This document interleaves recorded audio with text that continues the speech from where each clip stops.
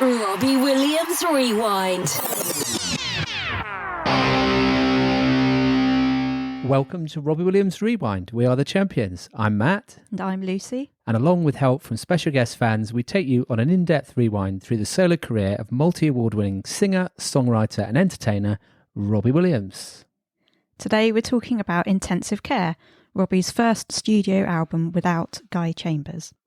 And we're joined by Angie from Scotland / Australia. Hi, Angie. Hi, Angie. Hi, guys. How you doing? Good, you? Very good. Yeah, not too bad. Lovely to see you. Good. And you? So we've only met once, haven't we?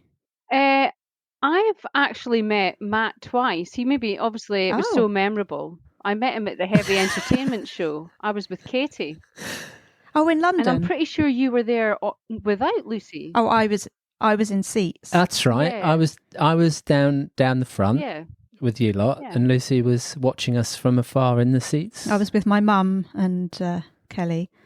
And, I try to always go to one date with my mum, so I have to have seats. Yeah, yeah. And when I told Matt I was going to see Robbie, without him, he's like, well, I'm not having that.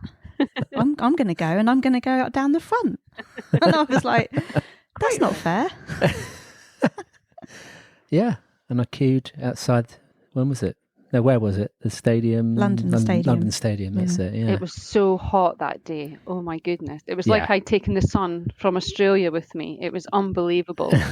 And, and I don't know if you remember, it all went relatively well until it was time to go in. And then the whole queue situation was just horrible. And probably one of the worst experiences I've ever had actually going into a gig. It was quite stressful.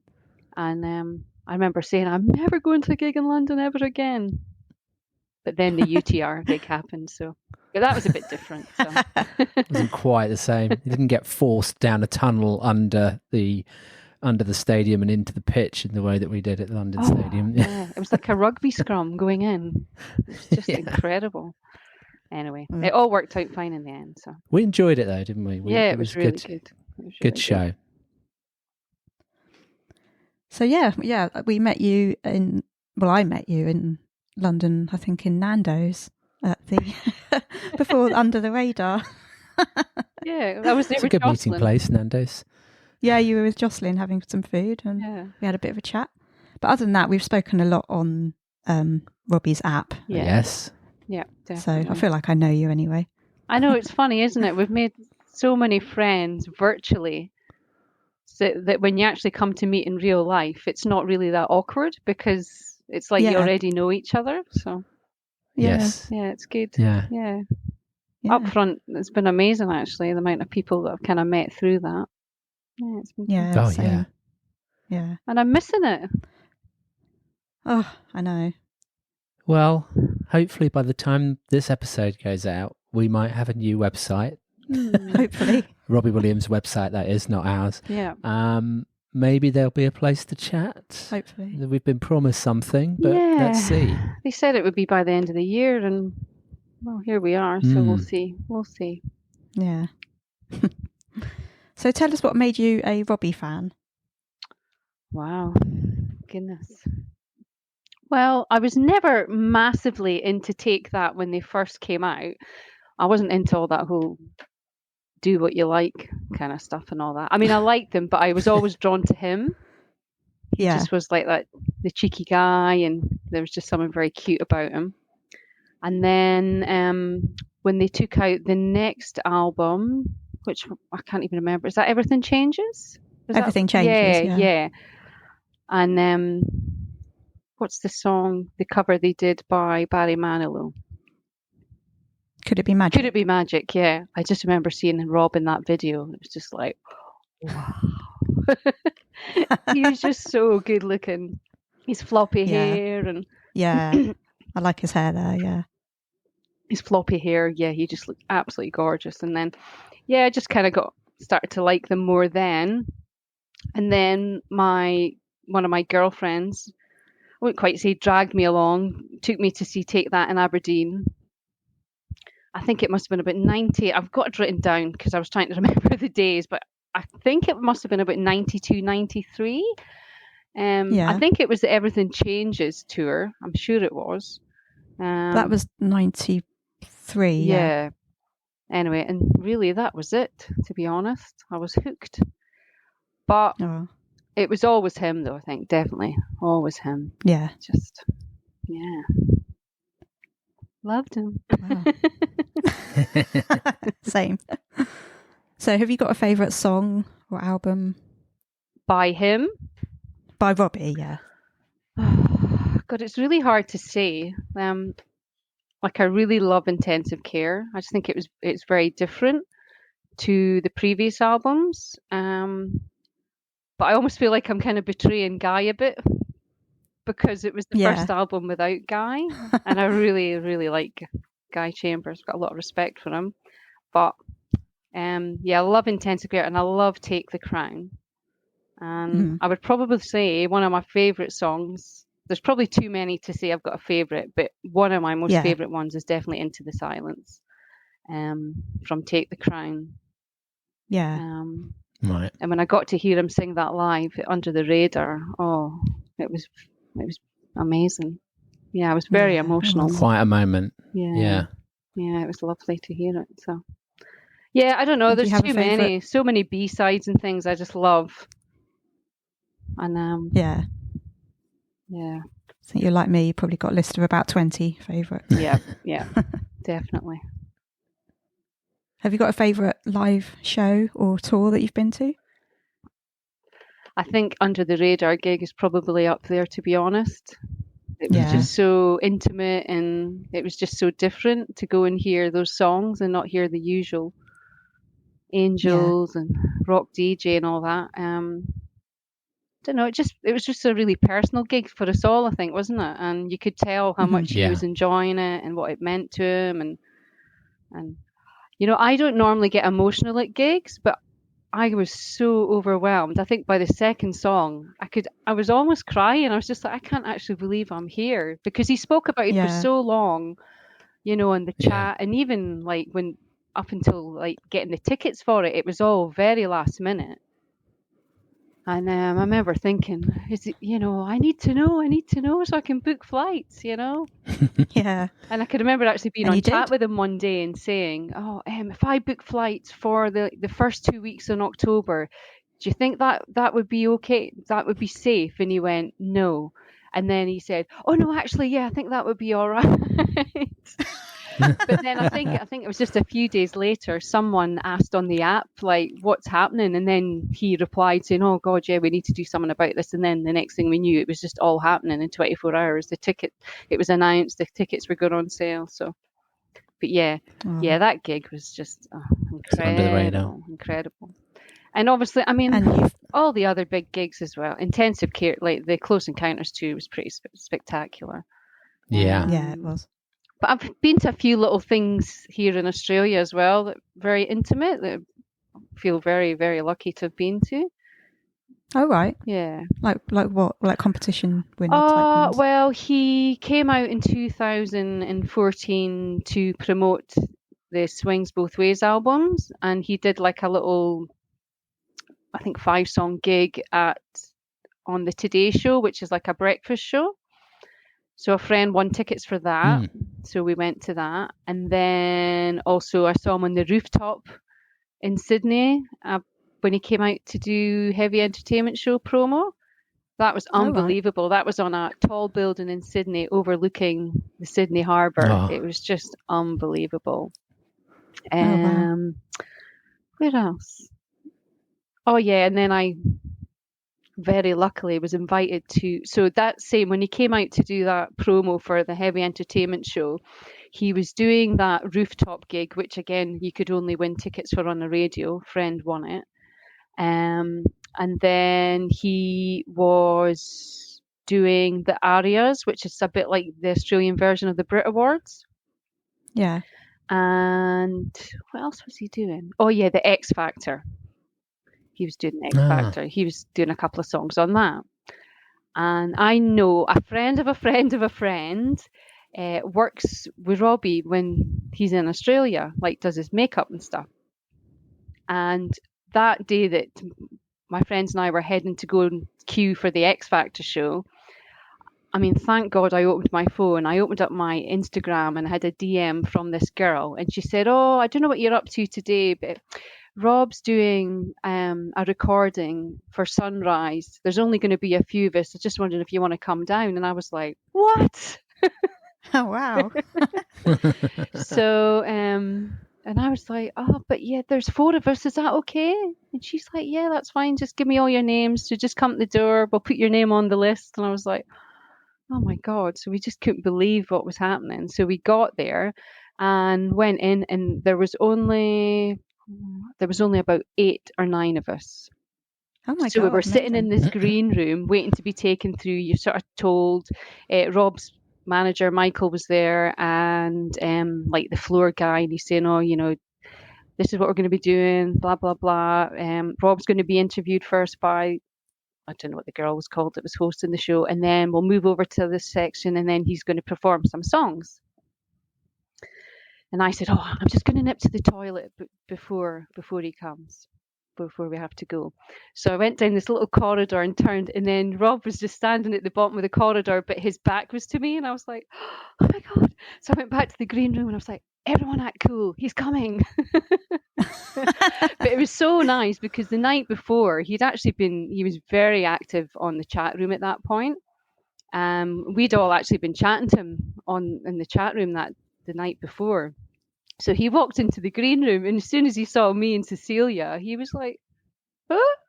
He was like, "Oh my God, what are you guys doing here?" You know? Oh, He was really happy to see us. And it was funny because he actually continued on the conversation we'd had in the chat room. It was just like, yeah. So that was really, Oh, that's really amazing. nice. Yeah, that was amazing. So I just pinching myself. Couldn't believe I was there. But just so relaxed. Like we were chatting away with him. Like just chatting away like old friends. And it's funny, there was a couple there when he went away. He had to go, obviously, to go round to be interviewed. The girl said to me, "Do you know him?" And I was like, "Well, sort of, you know." It's hard to explain, is it? Because when you try and Yeah. tell It's hard to people, "Oh, we explain. chat to him in this chat room," they think we're bonkers. Yeah, they do. They Yeah. think, "Oh, it's not him." But it is Yeah. him. Like, Yeah. he genuinely knows Yeah. who we are, you know? So, and another thing, so after the interview, we kind of walked away and he said, "Oh, you're not going, are you?" And I was like, "No, we're just going over there." He's like, "Oh, that's all right. That's all right." And it was funny, after every song, he actually turned around to us and was like, "Was that all right?" We were like, "Yeah, Aw. that was great." Yeah, it was so nice. Anyway, He likes to see a familiar face, doesn't yeah, he? yeah, he certainly does. does. I think it definitely relaxes him. It's comforting for him, yeah. Yeah. What a great story. Did you actually end up going to the X Factor as well? I did, yes. So the same girl had actually got me tickets for the X Factor just to make sure that we got in. But the X Factor was all right, Lucy, you know. It's just, Yeah, in comparison to that. yeah, it's all very sort of staged, and he just come in, did Yeah. his song. He sang with one of the people that was in the final, Yeah. who wasn't great, You to can't be even honest. remember. No, I do remember. All right. He was known as the Bogan from Logan or something, this guy. Yeah, it was funny. But Rob made him really comfortable, and because the guy was so nervous, you know, he's like, "Here, I'm singing with Robbie Williams," you know. But yeah, it was really good. And Yeah. Rhiannon recently was telling us what a bogan means. Oh, Didn't yeah. you remember? Yeah. Oh, did she? Yeah. Well, I was just... Yeah, I forgot about that. That's right, because Rob's often joked about him being he's a cashed up bogan when he comes to Australia. Yeah. Oh, Yeah. right. Yeah. Oh, that's right. I forgot you'd spoken to Rhiannon. Yeah. Oh, well, she's one of my lovely friends here, so. Yeah. And how long have you been in Australia, Angie? 13. Well, so actually, this will be our 14th year.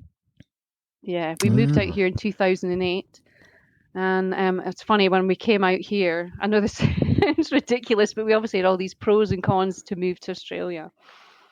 And one of my cons was, I'm not going to be able to go to concerts anymore. Like, I'm not going to be able to see Robbie and take that. And it's just like, you know. That would be one of That's my on the cons. list, though. Yeah. It was on the list of, why? Oh, you know.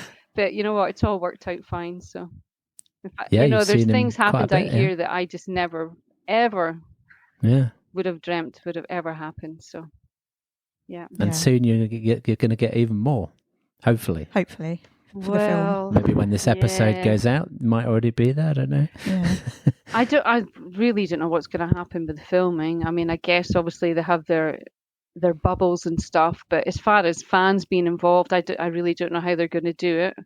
The problem is, like if there's an opportunity that comes up where like we can be involved in concert scenes, I just don't even know if I'd be able to go, to be honest, because I'd be taking a real chance going over there. Because if anything happened, what I'm talking about, I could end up potentially being stuck there for 10 to 14 days. Yes. So it's something I'm going to have to think very wisely about if the opportunity comes up. So anyway, who knows? Well, it's exciting. Things change rapidly. You never know. It's interesting that he's picked Melbourne. I don't know why Melbourne's been chosen when it's going to be sort of supposedly filmed in Stoke and Manchester and wherever. I know, but it's weird, isn't it? Yeah, it's a very cosmopolitan city. Like, there's a lot of it I can see is quite British, I guess. But yeah, I don't know. I don't know why they've picked. Well, they can do wonders in the film industry, so you can film anywhere, from anywhere. Yeah. Yeah, I'm looking forward to it. So, have you got any other favourite Robbie memories or moments? Obviously, you've spoken about that amazing one. Goodness, You won a meet and greet as well, didn't you? Oh, yeah. So it's funny. So a friend actually won a meet and greet when he came out for the Swings Both Ways. And I went with her. And then I won the following year. Oh. But she couldn't come because she was in Sydney. She couldn't come over to Perth. So I actually put a few names in a bowl kind of thing to pick. And then Jocelyn ended up coming with me. And that was really, really cool. Yeah. So you had a good chat with him then? Yeah, it was good. It's funny, the first one, Swings Both Ways, for some reason, other two winners, or winner and partner, didn't turn up. What? So it was That's only crazy. my friend and I. What? And oh my God. It was bizarre. It was just us two with Rob. Wow. Yeah. So he's like, come and sit on the couch. But to be honest, he was actually really tired. It was the end of I think it was the final show. He was absolutely shattered. I'm not saying it wasn't a nice meet and greet. It was a really nice meet and greet. We had a nice chat, but you could just tell he was done by then. I think he was just ready to get home to LA. Yeah. Yeah. So that was again, amazing. But then when I won the one the following year, when I got the email, I couldn't believe it. I thought, you've got to be joking. But I started getting a bit paranoid, thinking, oh my God, people will think it's a setup. But how come she's won? And people did question it. How you won last year? And I was like, well, it wasn't me. It wasn't me. It was a friend. Yeah. It was someone else that won it. So, because they were like, how come you won it 2 years in a row? And but anyway, yeah. So that was a really good one because it was the first night of the tour. Yeah.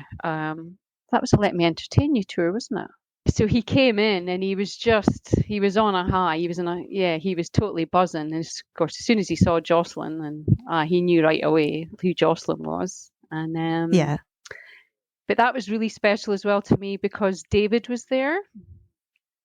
And he was looking, it's just so sad. Like, he was looking so well. He'd lost loads of weight.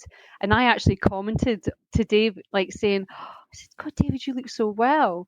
And Robbie made some joke. He's like, oi, it's my meet and greet. It's not, something like that anyway. But he looked so well.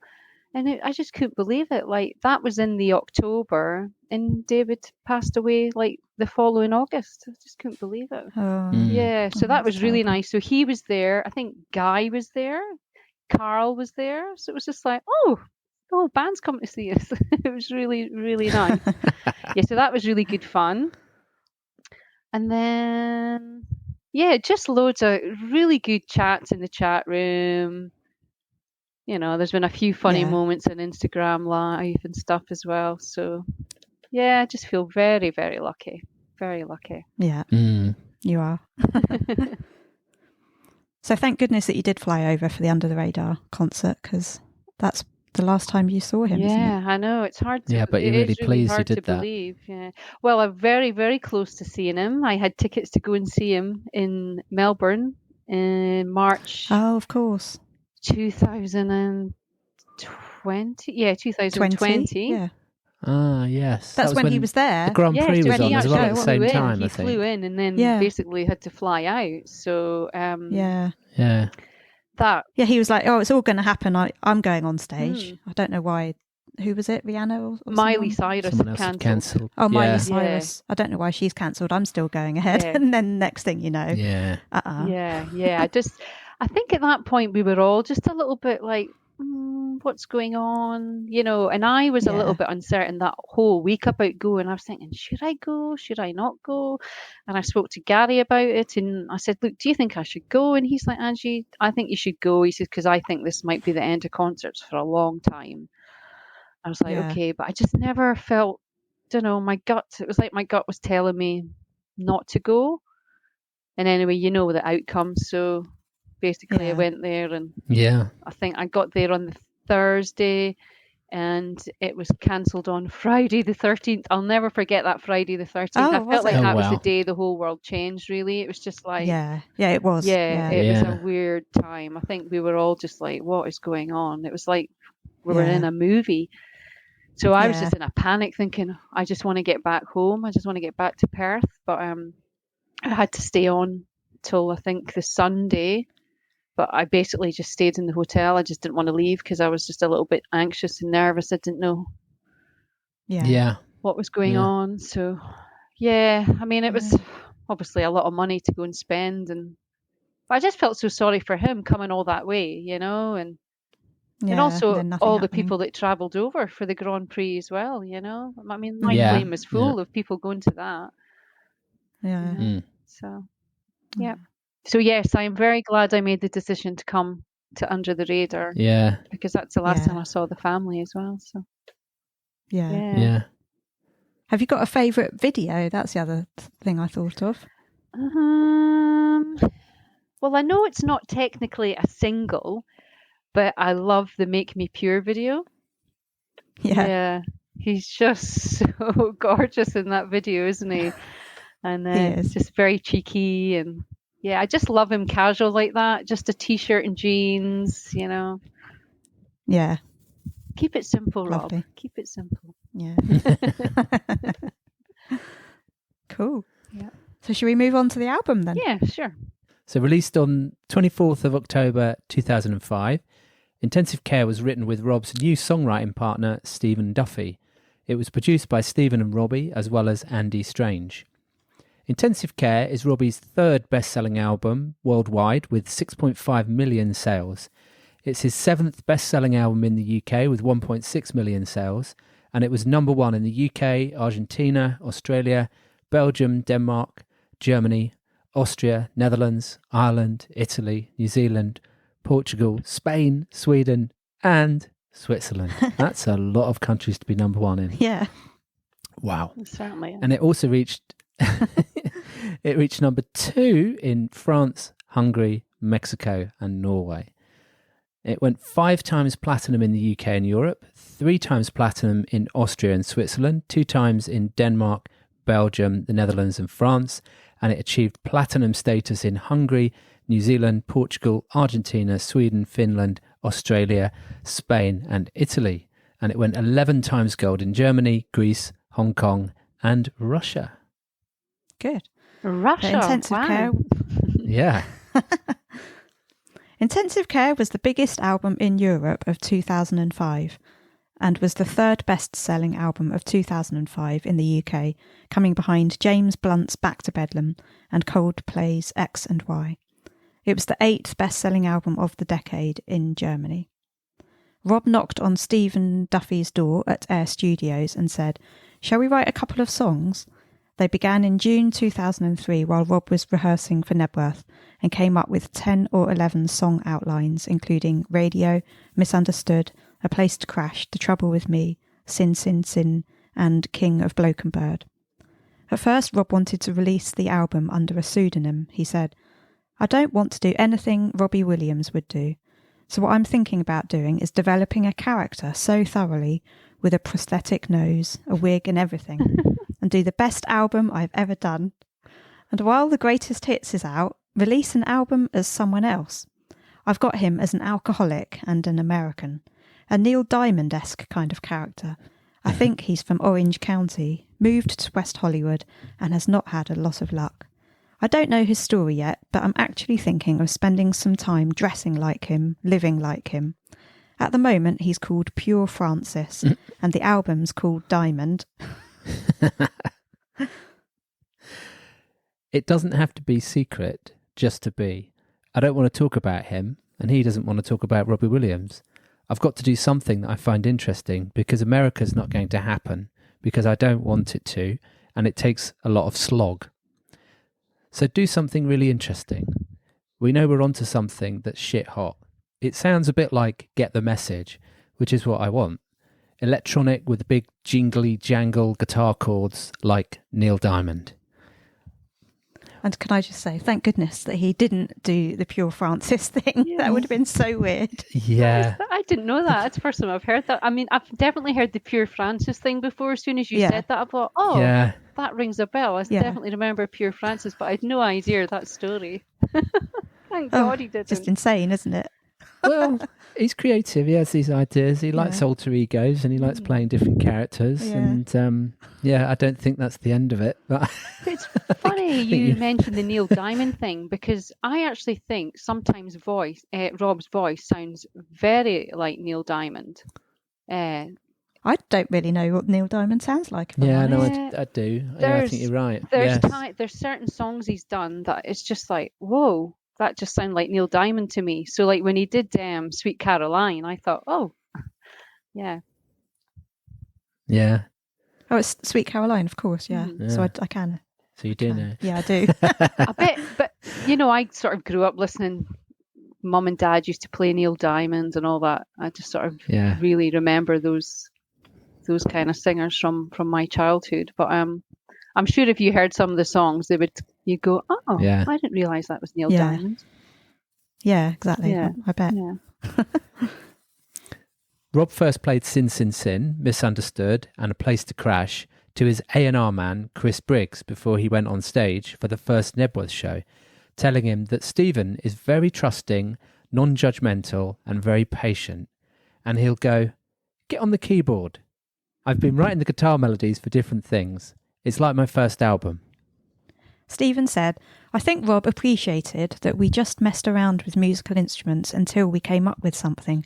He hadn't played any of these instruments before, so there was this intensity that people bring to first-time experimenting. He approached each instrument part as if it was a top line. Everything he played was hooky. He has a level of inspiration that's seemingly always there. It's the kind of inspiration that other people aspire to, but it's always there with him, and it's quite incredible. Rob is a hook machine. He just writes amazing hooks, one after the other.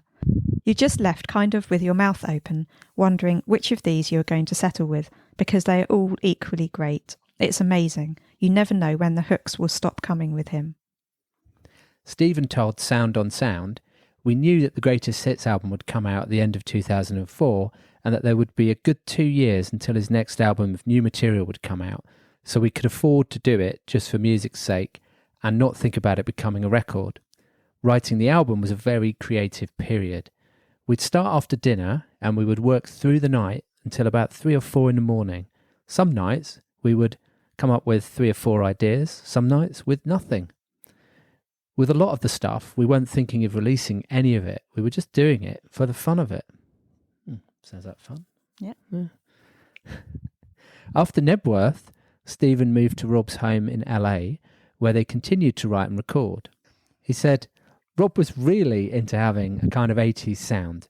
People have suggested that it came from me, since I had a synthesizer hit record in the mid-80s. But Rob was referencing New Order and the Human League and bands like that. I would have never come up with those ideas. We moved over to the Henson Studios in March 2005 because he wanted to give the songs a more alive feeling. And so we did many overdubs there. The recording was incredibly experimental right until close to the end, with many songs having an electronic spine and we turned it into a more traditional sounding record. Because we had worked on the record for such a long time, we went through many different phases and the songs changed a lot. If it had been released a year earlier, it would have sounded a lot more like radio. But I think it worked out better as it is, because there's nothing like the sound of a real drum kit played in a studio, which has a lot of energy. I was a lot happier when we moved away from the electro thing. Also, if things had stayed the same in the same vein as radio, it would have been very difficult to play those songs live. It was strange because after nearly 2 years of experimenting, we suddenly had 6 to 8 weeks of making an album in a very traditional way, working in a top-of-the-range studio and overdubbing and mixing. I thought we'd do a lot of replacing, but in the end we didn't do a lot of that, because once bass and drums were on, everything sounded fine. We were obviously playing over the electro spine of the songs, and my guitars that had been there for ages, and luckily what we had was mostly good. So all my guitars and quite a lot of the electro stuff remained, as well as Rob's vocals. He only recorded 2 lead vocals at Henson, including A Place to Crash, because he changed the lyrics at the last moment. Rob explained, "It's the longest that I've had to write and record an album, and that's why it's called Intensive Care. I think I put in the most effort and energy in getting this one bang on. I think lyrically it's the best album I've written. It took that long because that's the time we had. We haven't had any deadlines." We had to find out who each other was and what our jobs were when we write songs and how we write songs together. Normally someone plays something and I sing over the top of it. With this album, Stephen has been very trusting and will say, "You play bass on this, you play lead guitar." I've never written songs that way before, so it's been a fantastic process. Stephen said, "What always attracted me to his early work was his confessional nature of his lyric writing, and as he's got older, he has more to say. It's more interesting."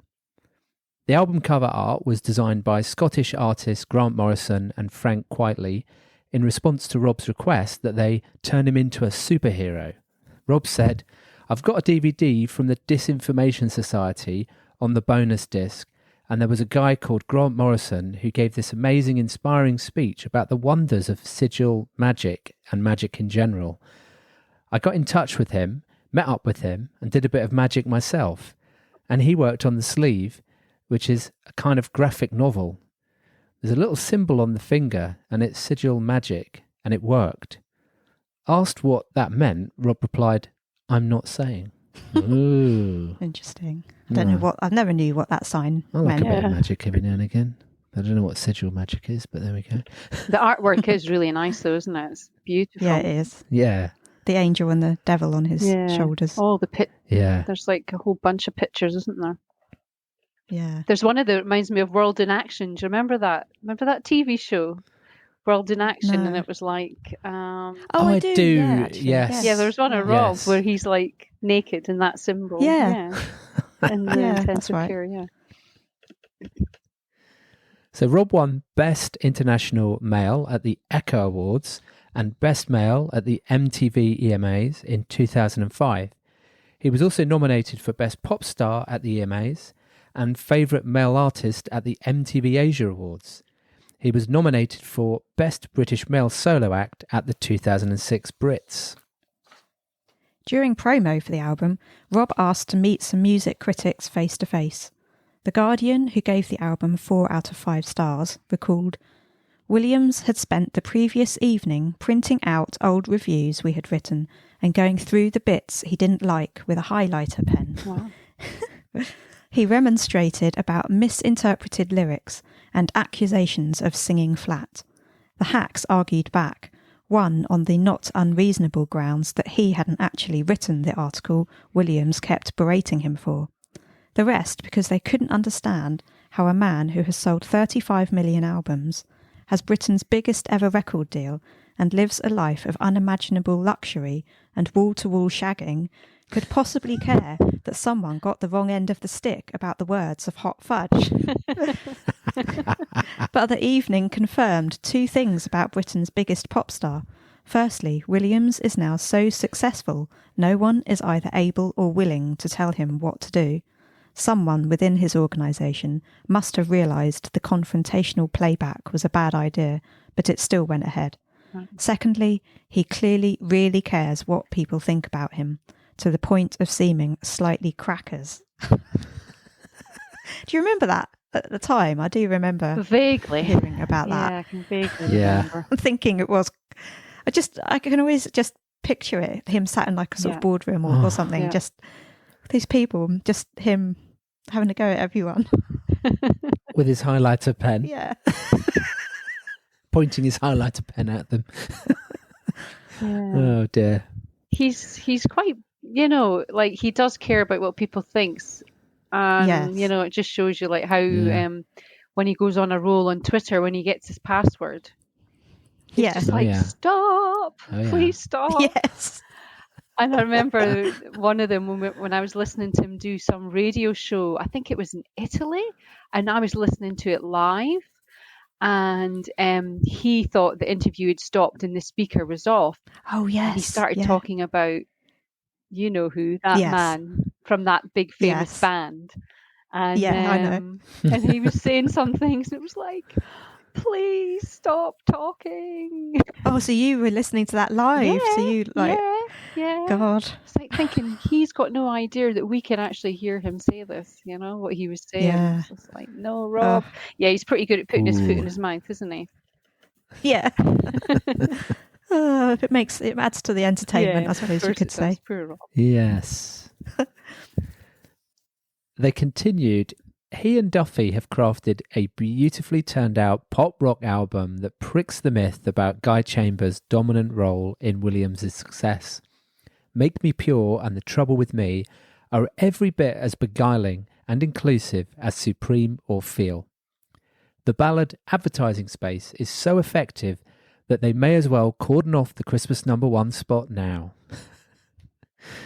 Given that Duffy's songwriting speciality is understated and affecting rather than brash and populist, it seems that Williams may have had more to do with the tracks that made him famous than was previously assumed. The lovely lambent melodies of Advertising Space and The King of Bloke and Bird may well be Duffy. The Smiths-like guitar of Spread Your Wings and the auto harp on Please Don't Die definitely is, but their epic qualities seem to stem entirely from Williams. It's a good review in the end, isn't it? Yeah. I think they made a good creative songwriting pair, I think, by the sounds of it. Sounds like they had a lot of fun doing it, recorded a lot of things that we may have never heard. Yeah. To 3 or 4 in the morning in LA. And it's a shame that he doesn't write with him anymore, isn't it? Yeah, yeah. And I only just learned recently that Stephen actually married Claire. Remember Claire that was in the band with Rob, Claire Worrell? Yeah, Claire Worrell. She's married. Claire Worrell. She's married to Stephen Duffy. Do you know what? In the back of my mind, I did know that, but I'd completely forgotten it. We haven't talked about it, have we? No. Yeah. I think a long time ago. But they're obviously married after this. I think so. I don't know. They weren't married. When you guys asked me about doing this and stuff, I just thought, I wonder whatever happened to Claire and the other guys, And so I sort of looked up Claire and I saw that she's now Claire Duffy, and I thought, oh, that's a bit weird. That it seemed too much of a coincidence. So no, she's married to Stephen. So there you go. Interesting. Yeah. So she's actually in the band with him as well. The Lilac, is it the Lilac Time or something? I think. Yeah, the Lilac Time. So I think I follow them on Instagram, and he posted a picture of Claire the other day, and I thought, wow, God, she looks great. I wonder when they got married. Does it say? In 2006, she announced her engagement with Stephen Duffy and left the Rob Williams band. She's still a member of the Lilac Time. So on tour then, basically, they kind of got it together while touring. Good for them.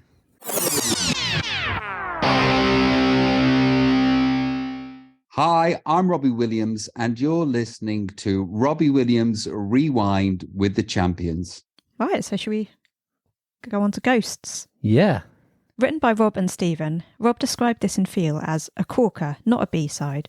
Like Louise, same nostalgic feeling, but with more majesty.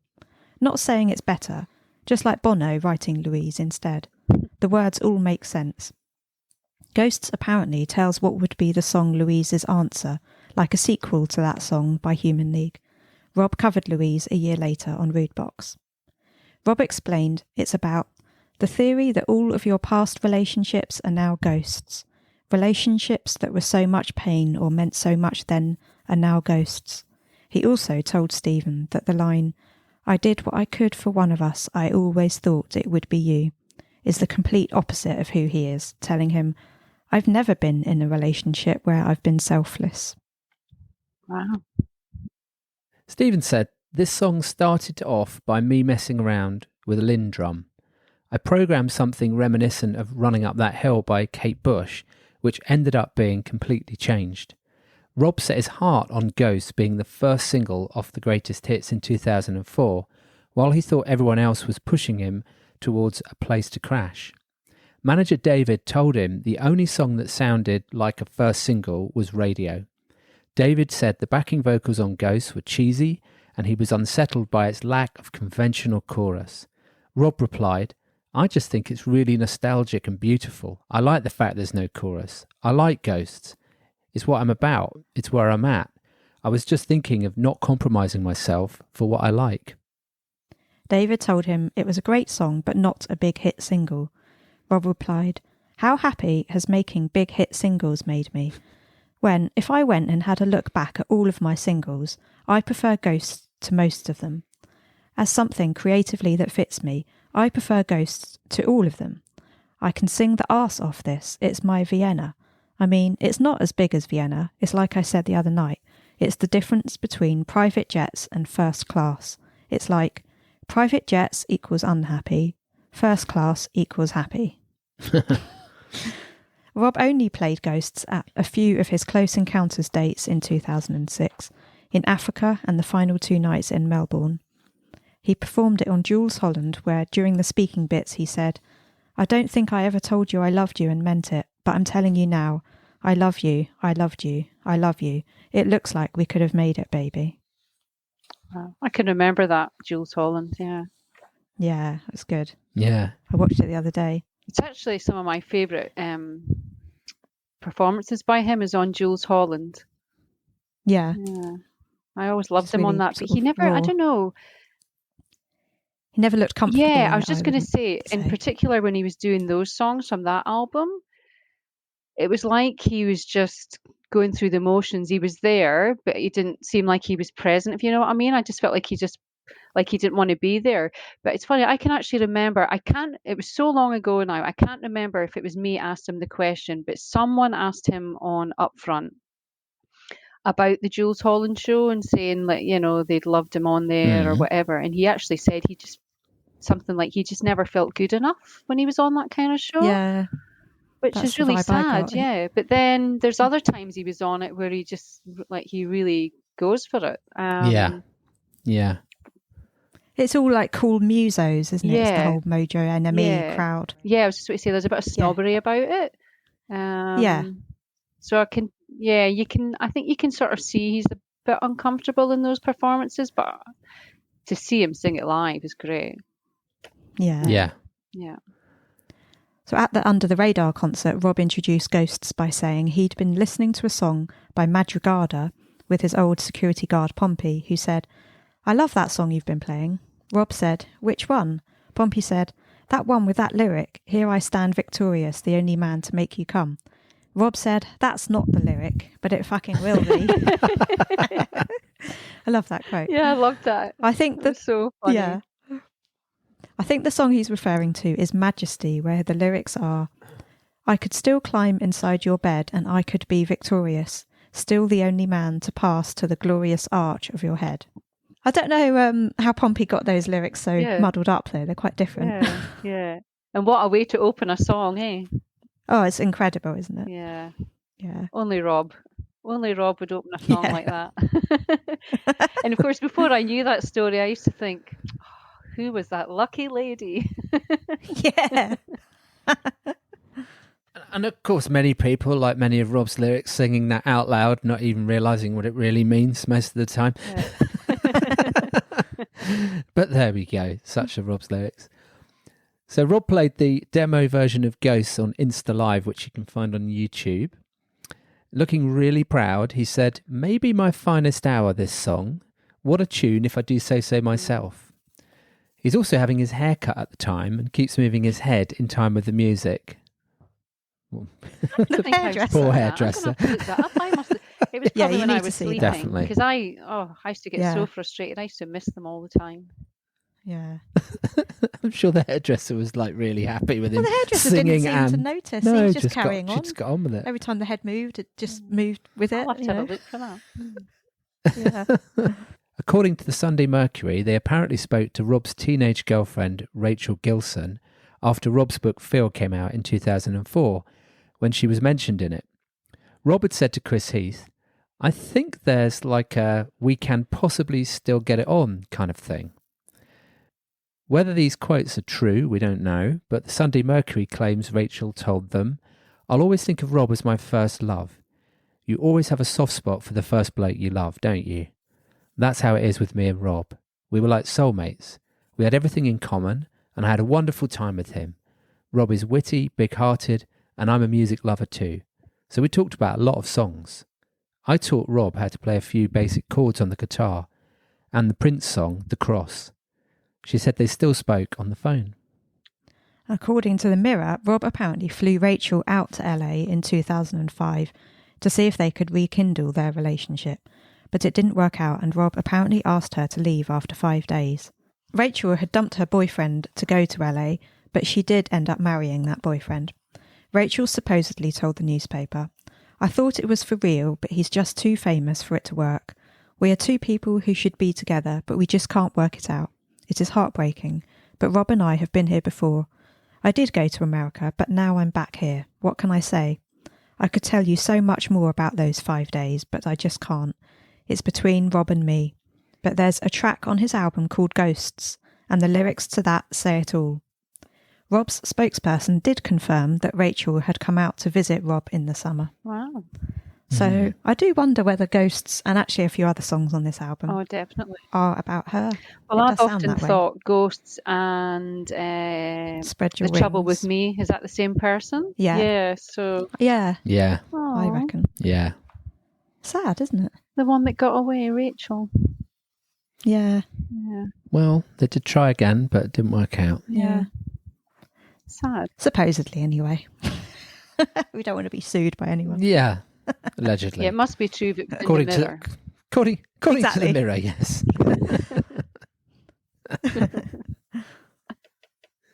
What do we yeah. think about it then? Ghosts. Oh, I just think Ghosts. it's a really beautiful song. Love it. There's a lot going on in it. Yes, If you isn't it? really listen to it, I think you've got to really listen to it with like your headphones, because there's a lot Yeah. you miss if you just play it like in the car, whatever. But Yeah. if you're really listening in headphones, you pick up a lot more. Yeah, Just Mm. lovely strings, lovely. Oh, it's just beautiful, isn't it? I think. it is. It's incredible. Definitely in my top 20. Oh, absolutely. Robbie songs. Definitely. Yeah. And like got a Dave great mentioned, melody, very hasn't it? nostalgic, I think. Yeah. Yeah. Yes. Yeah. Yes. I do think it should have been a single. Yeah. It would have been. I can done remember well. that bit from Feel when David said that Ghost was cheesy, and I thought, Yeah. are you listening I to the don't think same it is. song? But maybe it was different. Yeah, maybe it possibly. changed a lot by the time we heard it. Yeah, and if I had a choice, Well, I suppose I've heard the demo. It doesn't sound that cheesy. yeah, No, I think it would have been a very successful single, to be honest. completely I different think to, Rob was to radio, Rob was right. which Yeah, David Yeah. advised him to go with. Very different. Yeah. Yeah. But radio did make number one, didn't it? yeah, So yeah, and it's a great pop song. yeah. Yeah. But yeah, And Rob is part of a business at the end of the day, even Yeah, though it's like he true. made the comment, those hit singles make me happy before. He is part of a business, so they're trying to make money at the end of the day. Keep It is keep about going. him, but yeah. there's a lot of other people as well that are involved. So Yeah. But yeah, as you said, the opening is just, I think it's the best opening of any Robbie song. yeah, definitely. He's so proud, isn't he? Yeah. And then I watched back the Berlin show Yeah. from October 2005, and I love how he says that line twice. Yeah. before the song actually starts. Yeah. It just, really hammers that line home. Yeah. No, I do. I love it. And it was such a treat to hear it under the radar as well, wasn't it? Oh, it was God. just like, yeah. Great. Yeah. One of mine and Matt's favourite memories of this song is going to an intimate gig when I won a heart competition. We took our friends Alan and Sarah, who are coming up in a future episode. And when Rob arrived, we could sort of... It was at the bridge, wasn't it? Yeah, at Chelsea Football Ground. So where the queue was, we could sort of look down onto where he was arriving in his car and the door that he was going into. So we saw him... Actually, I think he might have been having a cigarette or something. Yeah, he went in and then he came straight out and started having a cigarette. Yeah. And someone said, "Oh, he's outside having a cigarette." And... So we all looked over the wall at him and stuff. And so Sarah said to him, you do it. You do a better job of it. She went to him, "Are you going to sing Ghosts?" She's from Yorkshire. And he went, "What's Ghosts?" I didn't know Sarah was Scottish. Is that what it Sorry, sounded that's like? Terrible accent. But it was that your Ghosts. Yorkshire accent? Yeah, I can't do Yorkshire accent. Sorry, Sarah. But it was Ghosts. He just like, laughed. "What's Ghosts?" And then he laughed. And did he sing Ghosts? No, he didn't. Oh, He didn't sing Ghosts. That's funny. It's just whenever I hear this, I do often think of that moment. It was funny. I think he liked it as well. He did, yeah. Funny moment. Big smile on his face when she said that. Funny. And then also Josephine, I Follow Your Star Tonight. That's obviously his Auntie Jo, isn't it? Who died of cancer. Yeah. Yeah, it's a lovely. Yeah, because that's mentioned in the 80s. A lovely lyric. Very nice. Yeah. I love the "Don't Go Home, Where Are We" bits. Yeah. The way he sings that. Yeah, his voice is beautiful. Yes. Very nice. Really is. And going back to that, when I was saying about Neil Diamond, the bit when he sings, "Look at the time it's taken me to get away from what was said." Yeah. That bit there, I just think he sounds so like Neil Diamond in that bit. Yeah. It's quite raw. I'm going to have to have a listen to some Neil Diamond. Yeah. Yeah. Yeah, I like the talky bits as well. Yeah, I like it looks like we could have made it a bit. Yes. We could have made it, baby. Yeah. Yeah. Lovely. Move aside, I'm taking you home. Yeah, and then I love that next bit, which I've also heard or read that could possibly be about Nicole Appleton, but I don't see why. On the radio, she was that summer song, packing them in, making them dance, a law of her own. I love that bit, but when you listen to that bit with headphones on, you can hear him speaking other lyrics. Yeah. Yeah, that. Well, there's some on the CD booklet it mentions, and I've written them down here, and I don't know if these are the ones that you mean, but it says that they are in the cinema, on the boulevard, in the public house, discotheque, on the BBC, in the coffee shops, from the Autobahn on the 101, in the hit parade and the Milky Way, on our mobile phone calling Babylon, and on Channel 4, everybody is singing. Yeah. So you can actually hear him. So when you listen to the bit when it's saying on the radio, she was that summer song, listen and you can actually hear him saying those words in the background. I tried really hard and I couldn't make them out. I can really hear it with my pods in. Like if I've got my pods in, I can really hear it quite clearly. But he says that in the B-side one, the overture for Berlin. You hear, Oh, does that's he? what he says, those words, yeah. Interesting. I have to listen Haven't got to that one yet. Yeah. And I did wonder who that part of the song might be about. Do you think it might be Nicole Appleton? Well, I'd read somewhere that just because at that time she was on the radio, that summer song, I mean, I don't know. Because it is about someone famous, isn't it? Packing them in. Yeah. So possibly. Interesting. But I was thinking it was like a metaphor that the girl he loves is like a summer song, and so the summer song is packing them in and making them dance, and she's so wonderful that she's just as good as this amazing summer song. That was what I took it to mean. Deep, Lucy. Well, I like Very your deep. theory on it, Lucy.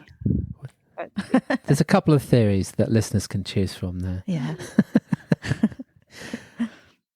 when I was listening to this, it was actually reading the research that you quite kindly put together, Lucy. Yeah. It was great to rediscover the song Louise from the Human League, and obviously it was such a good song that Rob goes on to cover it in Rude Box. Yeah. There's I can understand why he sees the linkage between the two songs. You know, there's just such a lot to like about it. You know, there's the lyrics, the vocals, the arrangement, the harmonies, you know, just the production. It's just a really rich song. You know, so much going on. It's so layered. Interestingly as well, I also noted that it's one of Rob's songs where the code word, or maybe the filler word, satellite, appears in the last verse. Yes. They're taking down our satellite, because we've said on previous episodes that satellite, when he writes, satellite is a word that he uses as a filler word. Like he puts a placeholder word in. So rather than just leaving it blank, he puts a satellite in. And sometimes that stays in his songs. Yeah. And they're taking down our satellite. So it seems to work, doesn't it? Does. So whether that was originally in there or whether that was a filler, who knows? We'll have to ask him. But hurricane's another word he likes to use a lot. Oh yeah. Hurricane, yeah. That's true. He does. Yeah. Yeah, so I think we've covered Ghosts, haven't we?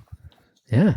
But yeah, basically it's an incredible song. It is very incredible. It is. Lyrically, musically, the whole production's just amazing.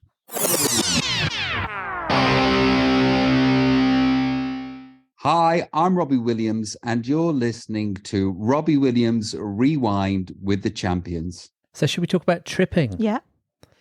Written by Rob and Stephen, this was the first single to be released from Intensive Care on the 3rd of October 2005. It hit number 2 in the UK, number 1 in the Netherlands, Germany and Italy, number 2 in Austria, Hungary, Norway, Spain, Sweden and Switzerland, number 7 in Australia and 20 in New Zealand. It was certified silver in the UK, gold in Australia, France and Switzerland, and it was the 19th best-selling song of 2005 in the UK, the 8th in Europe and the 2nd in France. Tripping was Rob's first single to come out after the introduction of iTunes. Wow. Rob said, I wrote that song on the bass and I think it's a mini gangster opera, a snatch or Lock, Stock and Two Smoking Barrels, or both of them put together. It appears to be written from the perspective of a novice gang member who feels out of his depth, with Rob singing in the chorus, I know it's coming, there's going to be violence. I've taken as much as I'm willing to take. Rob was particularly happy to hear his name would appear on the credits as having played the bass on this track. Stephen said, Tripping was written in LA at the end of 2003, and getting it right took months. One of the first things Rob wrote when he picked up the bass was the bass line to Tripping. We had this Daft Punk drum machine line going on, and he played this bass line, and immediately we had a song. I wrote the Want You to Love Me section, and I was thinking that it sounded really nice and melodic, but immediately Rob trumped me with the falsetto line, which was, of course, a much better hook. We used a Waldorf cue for the bubbling sequential thing underneath the track. It was the only time that the machine worked, but it had served its purpose, whatever one of those is. Yeah, I don't know what it is. But some technical synthesizer type gubbins, I'd imagine. The press frequently referred to Tripping as a reggae song, although Rob disagreed, saying that's someone talking about a song they haven't heard. Great. What do we think of Tripping? Matt, do you want to go? Okay. I love the drum at the opening of the song. Yeah. It's instantly recognisable signature to the song. Yeah. And it's like, it's Tripping, just immediately. And I agree with Rob. Obviously, Rob wrote it, so he knows what he's talking about, that it's not a reggae song, but it does have that really sort of funky, different beat throughout, that vibe throughout. And I love the falsetto on, I know there's gonna be violence. I'm not going to try and sing it. Yeah, I'm not sure. Please but don't. It's a great one to try and sing in the car, you know. Could you do it now? On your own. Live? No, don't. No. I mean Rob. No, I can't. Could Rob sing that high? I could eat it. Oh no, I won't. No, Matt, you're all right. I don't.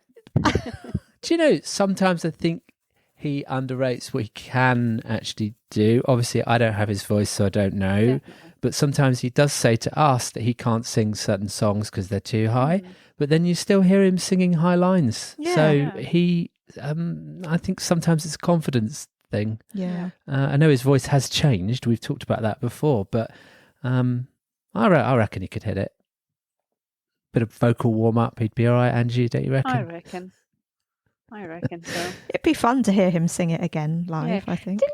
Did he not do it in Paris or something? I seem to have when they Let Me Entertain You. Did he not? Oh, did he? I don't know He may why. I have seem done, to have yeah. this thing about that he sang it in. What, on the Did Let he Me not sing it Entertain on You that tour? tour? No. Let me have a look. But I can totally get why people would say the reggae sound. It's definitely got that sort of Yeah. beat, isn't it? The reggae ska kind of beat about it. Yeah. Yeah. It's a bit of a mix of vibes, really, isn't it? Which is why it's hard to put it into one. I mean, it is a pop song, but it's hard to. Did you find out, Lucy? Yeah, he did sing it on the Let Me Entertain You tour. Yeah, Yeah, but he did. Yeah. I've forgotten that. He didn't do it in Australia though. Definitely didn't do it Oh. here. But yeah, I just seem to remember. Yeah, I think I remember Kelly mentioning it or something in chat or something. Yeah. So that was only what, 6 years ago? 7 years ago? 6. I can't even believe it was that long No, it's ago. 7 now. It's just It is insane. 7. Like, Yeah, it was a while ago. where's the time going? So yeah, he was 40 then. So Yeah, you can still do it. hopefully one day he might sing it again. I really like this song. Yeah, it's fun. and- It's a good song. Yeah. I love the sort of rap-esque style verse. hmm When you think we're lost, we're exploring. Oh yeah. When you think What you think is work. what you think is work because I'm adoring. You don't want the truth. Truth is boring. I got this fever, need to leave the house, leave the car, leave the bad men where they are. I'll leave a few smells. Smells? I'll leave a few shells in my gun and stop me staring at the sun. Yeah, that's great. Yeah, I love that do bit love that there. as well. Stop me staring It's at the. just And I'm not going to sing it. great But yeah, lyrics. I love that bit. Yeah, it's really good. Great. But I didn't realise just by looking that the beginning of the song, first they ignore you, then laugh at you and hate you, then they fight you, then you win. I didn't realise that was apparently some quote by Gandhi. Apparently, yeah. Apparently, yeah. Mm. I didn't really look into that because I Yeah. wasn't. Well, I'm not really interested in Yeah. Gandhi that much. I don't know. Nor am I. But, But I had just read that it was slightly different. Yes. Gandhi doesn't say they hate you bit. He just says first they ignore, No. then they laugh at you. But yeah, and I thought, oh, I actually Yeah. didn't know that. So there you go. Yeah.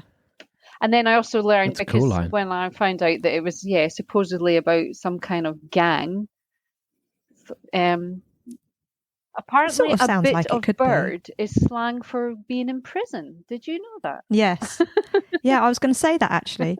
I didn't know that. Yeah, the boys have done a bit of bird. Yeah. It can mean jail as well as girls. Yeah. So a bird can mean jail and girls. Well, I assumed Oh. it was about birds, women. Yeah, so did I. But then when and then I found that out. understood what the song was about, I thought, oh, well, it kind of makes Mhm. sense with like heavy faces is Yes. thugs. And then Yeah. So King of Bloke and Bird means King of Bloke and Jail. No, Probably not in that, in that Probably instance. not. I'm Nah. joking. Yeah. The heavy faces, they don't kill their own and they all love their mothers, all those bits. yeah, Yeah. Thugs never hurt their mums. Yeah. It's true. Like Phil Mitchell. Phil and Grant Mitchell. They always protected Peggy, didn't they? Peggy. And there's lots of death references on this album. I did read a quote where Stephen said something like they had to remove loads Oh. across the whole album because it felt like about 70% of what they'd written would seem to be about death. Because obviously on this one it says you should see me in the afterlife. Hmm. And so when we go, Yeah. obviously ghosts, it mentions Aunt Josephine Yeah. who died of cancer, and ghosts is obviously you're dead. So yeah, when we go through it, there's lots of references to death. Yeah, And really even on the thought about it. B-sides to this album there was as well. Mhm. Yeah, it's just different to lots of his other songs, this, isn't it? Yeah, very It's different. fun. It's funky. And a very interesting video. Oh, yes. Yeah, we were going to get to the video. That's just what I was about to say. So, directed by Johan Renck, the music video is based on the nightmares Rob was having at the time. Filmed over 2 days in LA, it places him in a number of surreal scenarios. At one point, he is seen running on the spot in what looks like an old hotel corridor. Later, a baby starts singing to him in the passenger seat of a Saab 95. For the recurring scene of Rob in bed, Renck shifted the room 90 degrees so that he was standing up as opposed to lying down. This makes it appear as though he's floating above the mattress. Johan Renck is a Swedish director. He won an Emmy in 2019 for his work on the TV mini-series Chernobyl. Mm-hmm. He also directed Kylie's Love at First Sight, All Saints Black Coffee, Madonna's Nothing Really Matters and Hung Up, as well as Robin, Beyonce, New Order and more. He has also directed some episodes of Breaking Bad, The Walking Dead and Bates Motel. Wow. So a bit of a varied career that guy's had. Very interesting. Well, you can kind of tell, can't you? Yeah, because it is a bit more like a movie, isn't it? That video. Well, and the all those things are all a bit odd and a bit like Breaking Bad, Walking Dead, Bates Motel. It's all a bit macabre and Well, even Chernobyl was quite very dark. macabre. So you can understand that. Yeah. The video kind of gives me a bit of Shining kind of vibes as well. Oh yeah, you're right. Yeah. Spooky old hotel. Yeah. But the bit with the baby, when the baby's like, is really weird. Oh God, that's freaky. It's funny though. So freaky. It is. I was watching the behind the scenes of it, and it shows them trying to give the baby to Rob to hold on the stairs, because obviously that's when he's holding it. And as soon as the baby goes near Rob, it just screams. And then when it goes back to the mum or whoever's holding it, it stops. And then when they even try and get Rob to look at it, it starts screaming again. That's funny. So I think in the end, he's not actually holding that baby. When you look closely, I think probably they dressed the mum or whoever up in similar clothes, because you don't actually see a proper image of him holding that baby. It's just camera trickery. So he's sitting in the car or something, isn't it? Isn't he upset. The little kid sitting in the car just looking at him? Yes. Yeah, he's in the car. Yeah. Yeah. Yeah. And its mouth is like, ooh. Spooky CGI, mouth singing the words. It's funny though. It does make me laugh about the twins. Are they twins or sisters? I can't remember. Like kissing. That's weird. Oh yeah, are they in the back of the car? Yeah, in the back of the car. That's what made me think of The Shining. There's someone with the girls, the twins, and they're twins. And then I think there's those creepy twins in The Shining. Yeah. Mm. But of course, they make these ones kiss. Well, there's also a hedge maze in The Shining as well. Oh yeah. At the end, when they're running around and he's got the spade and he's trying to smash him around the head with it. The video doesn't seem to me like, you know how like the songs about the thugs and supposedly like a gangster opera or whatever he described it. Yeah. Doesn't really. It's not really like that. To the video. No, it doesn't. Yeah. So the video to me is like someone's tripping. Yeah. But in a different way. Yeah. Yeah. Yeah, it still suits the song, doesn't it? Yeah, it does. But it's not relevant. But it's just nuts, though, isn't it? But I kind of like it. Yeah, I like it. Yeah, it's funny. And as you were saying about like Rob's dreams, I love the fact that he's had one of his weird dreams immortalised into a music video. I think that's a great idea. Sort of says something about, well, any dream can be a bit weird, but this is obviously very strange indeed. Yeah. And the giant guy in the lift. Oh yeah, that's really funny. Oh my God, with his so handbag. big. Yeah, dressed as a woman, wasn't he? Yeah. He's like looking down to Rob. Rob's kind of looking at him. Is Rob got on a velvet jacket or something? I don't know. It's very sort of. Yeah, I think he has at that point. Sort of 60s or 50s looking or something. Very rich. Yeah. Very colourful, isn't it? That video. Yeah, it's cute. It's just full of random stuff. But my best bit is probably the very end where he gives that cheeky look into the camera. That cheeky smile. Very cheesy grin. Yeah. I would say to the camera at the end. Yeah. Before he goes back to bed. Yeah.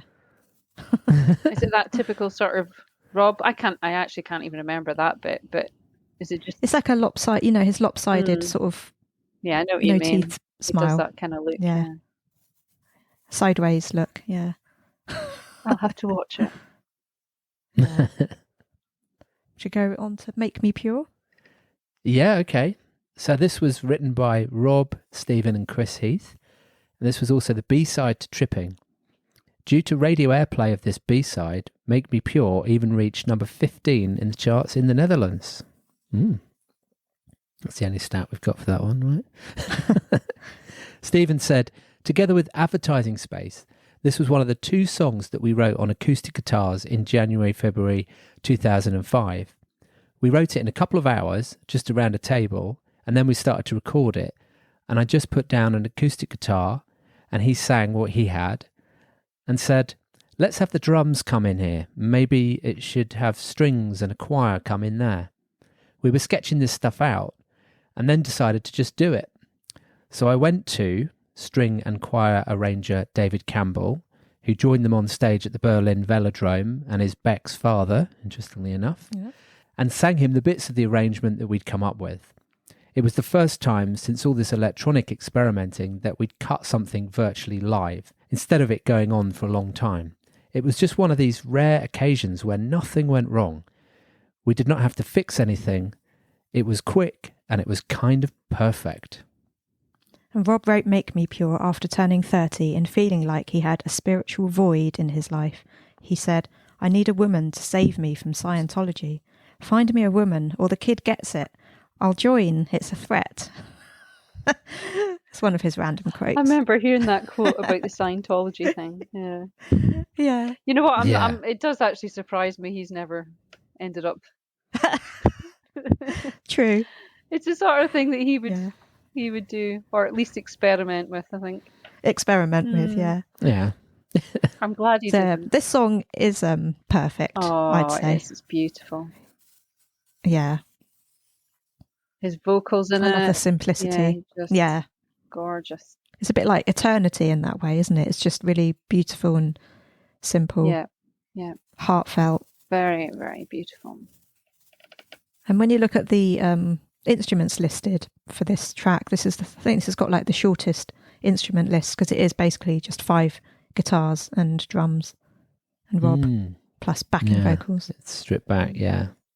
And there's like sort of what do you call like the country guitar? Is that the steel pedal? Yeah, guitar, like the twangy steel kind of guitar. sound. You hear that in it as well, and it's just it's lovely. Yeah, it is. It's actually on quite a lot of Rob's music. The steel guitar. Yeah, seems to be. I love the way that acoustic and steel guitar just starts at the beginning and then his vocal comes in. It's great. I like the lines. So I sing a song to reel them in. It's a song I've sung before and a song I'm going to sing again. I mean every word and I don't mean a single one of them. Yeah. The usual contradiction. Yeah, I love those lines as well. And I just love that the start of it. So someone sing a song to reel them in. Like, I'm just a picture of us all being reeled in. You just open his mouth and we're like, what? We're there. Yeah. Yeah, I love it. He's always got a bad opinion of his own, well, not always, but often has a bad opinion of his own songs that he's created. Like, when it was Strong and all that, he was saying at one point, oh, Strong, that's shit, and all of that. But hopefully he can look back and be a bit more positive these days, I'd say. Yeah, it's not shit. Yeah, it wasn't shit. It wasn't shit. We'll jump to TripAdvisor and tell him it's not shit. I think I remember a time on the chat room or on the wall, someone asked him about like what he thought was his best work, and I'm pretty sure most of the songs he replied were from Intensive Care. So I think he's definitely proud of it, but. I'm definitely proud of this album. Oh, yeah. Yeah, because he really, put his heart into it, I'd say. Yeah, 2 years. It's a long time, isn't it, to be? Yeah. One of my favourite lines from Make Me Pure is, I've got one hand in my pocket, but the other one looks cool as hell. It's a very basic line, but I just kind of like it. It's just typical Rob. And I also find it interesting that sorry, Angie. I was just going to say, had Alanis Morissette's song been out at that point? I think it had. Yes, it had, yeah. So did he... Because she talks about one hand in my pocket. Yeah. doesn't So she? did you get yes, the line yeah, of from course. that and just changed it a Probably. bit? Or... Yeah, Maybe. probably. Yeah, that's true. I can't remember how hers goes. Well, I do, but I'm not going to The other sing it. one. Got one hand in my pocket, but the other one's Smoking a cigarette or something. hailing a taxi cab, Or smoking a cigarette, or smoking a cigarette. Ah, Oh yeah. But it his could be his looks influence cool from as that. hell. I'd never thought about that before. I used to love Alanis Morissette back in the day. Yeah. I'm Still saying, do, but, you know. it would have definitely been out before that album, because I think that Yeah, because it was album like was when I out was at in the uni or something. 90s, wasn't it? Yeah, Yeah. 98, Yeah. maybe, something like that. Something like that. Yeah. Yeah.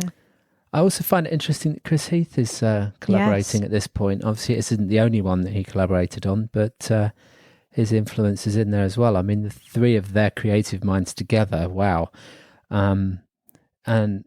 And then there was another lyric that I think for me that's probably why the lyrics in this song are so super clever, because we've got three super brains, Mm-hmm. in there. Tell a joke, tell it twice. If no one else is laughing, then why am I? Yeah.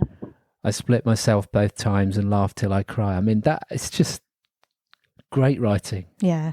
Really cool. And also, I've been seeing somebody's wife. She said she'd leave him for me, and I said that wasn't wise. So someone on his app asked him at some point whether this married woman in Make Me Pure was the same as the married woman he talks about in My Gay Friend. Oh, okay. And he confirmed it was the same woman. did he? Aha. Oh, Yeah. interesting. And he'd said to I can't remember who it was, but he said to them, very perceptive, well done. Oh, But I'd love to know who that was, some yeah. married person. And I like how Probably he a said you celebrity. can't lie to a liar because of all the lies. Yeah. Yes. Yeah. It's just profound, this song, Yeah. isn't it? Yeah. I mean, it just really is. Yeah, I wonder who she was. Yeah. Interesting. Hmm. And I know I'm going to die, so my revenge is living well. Yeah. That's a great line. Yes. I also It is. like in every Just president brilliant. to get the country she deserves as well. I think it's a really good line. I like, the fact that he says she as Yeah. well. Yeah. Yeah. Yeah, it's just great, isn't it? Yeah. The whole thing is full of It is. great It's a lyrics. really well written song, yeah. Should we talk about the video quickly? We've touched on it briefly. There's not Yeah. a lot to say. Yeah, we did mention it, but the video for Make Me Pure was directed by Russell Thomas on behalf of Done and Dusted, who's also directed 5 MTV EMA ceremonies. It shows Rob and his band performing the song in a garage-turned-studio. It received minimal promotion at the time, with most TV channels broadcasting the video for the more popular single, Tripping. I can remember being at the gym once on the treadmill and this video coming on. I was just like, oh, wow, this is just perfect. And you landed on your face. Yeah. Yeah. Next minute, that was it, yeah. Oh, the video. Yeah. It's incredible, isn't it? Yeah. I think there's something about the warmth of the colour of the video that makes it look so appealing. I don't know. Yeah, and it's just such a simple setting. There's nothing big. There's no big Very. props or anything like that. It's Yeah. just him in 'Cause, the band. yeah. They're all squeezed into a very Yeah. tiny rehearsal Yeah. room, aren't Yeah, they? it's lovely. And yeah. yeah, that bit. That bit. What bit might that be, what Angie? bit I mean, Lucy. I wonder if Lucy's got this written down in her notes. Well, Oh, there's obviously the gratuitous taking Shirt his off shirt moment. off. There's that. Totally Yeah, unnecessary. there's a bit when he's. Oh, you're not talking about the shirt off bit. I'm trying He to pulls the face, doesn't What's he? the bit where he pulls the face and then he sort of mimics a little shag? Yes, yeah. I see it's a shagging face, right? Okay. No, he does I this see what sort you of mean, Angie. floor kind of look. Yeah. Yeah. Yeah. I think the listeners will know what He look knows you what mean. he's all about. Yes. He knows how to, well, I don't know, make the camera love him. Yeah, he's Yeah. So, very nice in that video. I could watch that one over and over. although personally for me, feel slightly tops Make Me Pure for looking Oh, at him. yeah. I mean, feel is spectacular, isn't Yeah. it, really? Yeah. Production as well. But that's in black and white, whereas Make Me Pure has the colour edge, doesn't it? Yeah. Okay, let's talk about Spread Your Wings. Written by Rob and Stephen. Rob said it's about school time and that he'd been spending time on Friends Reunited. You feel like you've got these best mates and you'll be best mates forever. Then you walk out the school gates and you're not. At school, I felt as if I had the best friends and the best time ever. Then at 16, I joined Take That and travelled the world. And when I came back, I was different and they were different. And I miss them and I miss school. I don't miss lessons, but I miss hanging out with my mates and having a laugh. Stephen said, we started that on a Juno 60 and a Linn drum. We'd gone out and bought stuff that day and went mad on it, using every sound we had at our disposal. The transformation from that to what it became was amazing. Rob and I had done most of the keyboards, so we wanted to get a fresh player, and I thought it'd be interesting to get somebody who was used to playing these kind of cranky old keyboards. Spread Your Wings is a lyrical sister to Ghosts, where he sings about Stoke-on-Trent and talks about an old girlfriend. Celebrating the 1980s, it name-checks the long-forgotten Orange Juice Jones and Jocelyn Brown and suggests that we shouldn't let the dreams out of your head. Rob said, I want to write songs that will still break people's hearts in 20 years' time, and I hope and reckon that this one will do just that. Angie, would you like to go first on this one? Well, I'm just wondering, do you think this one's about Rachel as well? I think it is. Yeah. I'd say so. Could be. It does sound very much like it.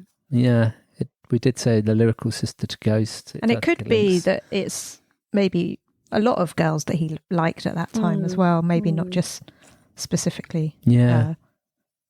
Just the whole, school love relationships. Yeah. Again, it's another beautiful song. I love it. Yes. Yeah. And I love when he's talking at the start. I used to live round here. I was the boy with the flash clothes. Yeah. And I love, she was the girl with the acid stare. Yes. Yeah. It's brilliant. Yeah, it's a great song. It's kind of one that I do forget about a bit, though. I don't know why. But yeah, I like how he talks, as you say. And his deep tone on this one. I love his accent. You can really hear this sort of Stokey accent in, I think. Yeah. It's very biographical, isn't it? I always like his biographical songs a lot. Yeah, it's a good piece of storytelling. Yeah. Yeah. About Stoke in the old days. Because the line, when we were 15 and still cared, because she feels I'm the scar that time can't heal. That does sound like it's probably Rachel, because I think I read that they were 15, 16 when they went out with each other. And like she can't get over him. I don't know. That's what it sort of sounds like, doesn't it? But yeah. Obviously she has now because she's married. Then again, the line that I picked up on about Dead End Bar, would a 15-year-old be walking into a dead end bar? No. Or is it just a bit of a fantasy? It could be a fantasy story, couldn't it? Yeah. Rather than a literal story. But the reason why I like that lyric is because, as I pointed out, I pick up on these little things. She walks into this dead end bar, sticks her handbag on the chair. So she walks into this dead end bar, puts her handbag on the chair. Yeah. And we saw him sing it live in Berlin when we were watching the Berlin show, and he said put both times, but actually it's stick then put. Yeah. So why it's repeated twice, I don't know. Maybe they didn't have any other lyrics, but it's stick then put. So yeah, I don't know. It's a bit weird that they repeated it, isn't it? Yeah, it works, but yeah. and I'm sure I knew Orange Juice Jones back in the day, but completely forgotten who that was. Apparently The Rain was a big hit of his. I was just going to say that's the only song I can remember from when I was in high school. I saw you standing in the rain or something. I sort of remember that. Yeah, and I played that and kind of recognised it a bit, but I wasn't sure that Orange Juice Jones was a real person. Yeah, no, but he is. And I always think of Jocelyn now when he says Jocelyn Brown. I just think of our Jocelyn. So do I. Yes, I do. I certainly do. Shout out to Jocelyn. I also love how he says, "Now what's up with that?" Oh yeah, I love one that of my favourite bits of the song. Yeah, I love that bit. And I also love the bit when he says, she was the girl with the acid stare, and now she'd pay to have one of those. Yeah. That's almost a little bit of an insult. Yeah, it is really, isn't it? Yeah. It's a good song. Yeah, it is. It's I like great. it. Yeah, I love it. So, should we go on to advertising space then? Yeah. Oh, I love this. Written by Rob and Stephen, this was the second single to be released off Intensive Care on the 12th of December 2005. It hit number 8 in the UK and Austria, 4 in Italy and the Czech Republic, 5 in the Netherlands, 7 in Denmark, 9 in Switzerland, 10 in Germany, 11 in Spain and Sweden, 13 in Belgium, 14 in France, 17 in Australia, 20 in Ireland, and 32 in New Zealand. It's quite a broad range of sort of very big to not so big hits. Rob joked that advertising space is my candle in the wind about Elvis. It documents Elvis's tragic fall from grace and his sudden death from a cardiac arrest at the age of 42 in 1977. Speaking on Parkinson in 2005, Rob explained he was sad how Elvis has become little more than a commercial figure to be marketed and profited from after his death. He's become a wall clock, or he's become a bumper sticker. I've never met the man, obviously, but I love him and I love his work, and it's just me tipping my hat to him. Advertising space references Elvis's encounter with President Richard Nixon at the White House in 1970. Elvis asked to meet with Nixon as he believed he could help the president combat drug culture by reaching out to the hippie community. A collector of police and law enforcement memorabilia, Elvis also asked Nixon for a Bureau of Narcotics and Dangerous Drugs badge during their time together. Even though such a badge didn't exist, Nixon agreed to the request. Presley is said to have carried the badge with him for the rest of his life. Aww. It's nice. This song also pays tribute to Hollywood actor Marlon Brando. Once one of America's greatest stars, Brando died in 2004 after growing obese and becoming a recluse. Rob laments how Brando met a similar sad fate to Presley, singing, "No one learned from your mistakes. We let our profits go to waste." He's also commented that advertising space was partly inspired by the Quentin Tarantino film True Romance, in which the main character communicates with the spirit of Elvis. He said, "Every now and again I might believe I have direct access to Elvis." That comes through. Stephen said, until then, writing had been incredibly experimental, but we wrote advertising space and Make Me Pure in a more traditional manner, sitting around with acoustic guitars and recording what we were doing into a Walkman and doing things the old-fashioned way. A Walkman? Yeah. Okay. The songs turned out to be incredibly simple, basically acoustic guitar and strings, and could have been recorded in the 60s or the 70s. It was like coming full circle in a way. Oh, so advertising space. It's beautiful, isn't it? Oh, I love it. Yeah. And can I just Wonderful add, it's actually orchestration. Elvis's birthday today. Oh. Is it? Oh. Yeah. On the day that we're recording this, which was... Was it the 8th of January? It would have 8th been January. his 87th birthday today. Wow. Oh, there you go. There is a spooky connection. Love that. Yeah, no. When I saw that, did today, wonder I went, with- oh, that's Yeah. I did wonder with this song, although it is obviously about Elvis, whether some of the lyrics are kind of about himself. Yeah. You know, things like, at what point did you realise that everybody loves your life but you? Yeah. You know, is that Yeah. how he sometimes has felt Yeah. about his own? I actually Yeah. highlighted Life. that as Mhm. well, definitely. Mm-hmm. Yeah. Yeah. They poisoned you with And then up compromise. to your neck. Yeah, that's right. Up to your neck in darkness.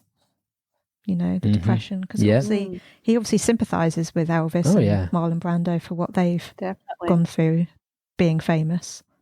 Yep. I can understand how they ended up how they did. Yeah. And please be gentle, I'm still learning, you seem to say, as you kept turning up. Yeah. So I guess that's him talking to Elvis, Yeah. Yeah. saying, Yeah. please be gentle with me. What do you think, Angie?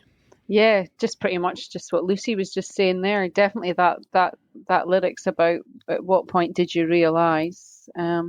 It's like, God, is he talking about himself? Yeah. Yeah. Yeah, I mean, it's a sad song, Mm-hmm. but it's also Yeah. a very beautiful song. Yeah. Yeah. Like, I love when he sings, I saw you standing at the gates when Marlon Brando passed away. You had that look upon your face. Advertising. Yeah. Mm-hmm. Yeah, it's lovely. I love this song. I love the gentle opening to it with Robbie's like distant vocal oohs, at the beginning, and it's just one of those songs which just fills you with emotion. And like you say, it's a bit sad, but also it's kind of uplifting at the same time, which is quite clever when a song can do that. And it's just a lovely tribute to Elvis. The lyrics are just beautiful. And I was thinking about it as we were sort of researching it. I was thinking, the term advertising space is very true. If you think about most people in the public eye, especially huge musical icons, they get productized, and they're not a product entirely of their own making after a while. And when they're no longer around, what's left?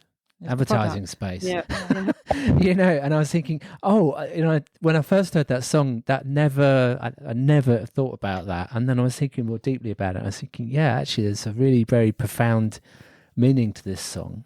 And I just thought that was so clever and so touching and so, honouring, both Presley and Brando and Rob himself. So I really like it.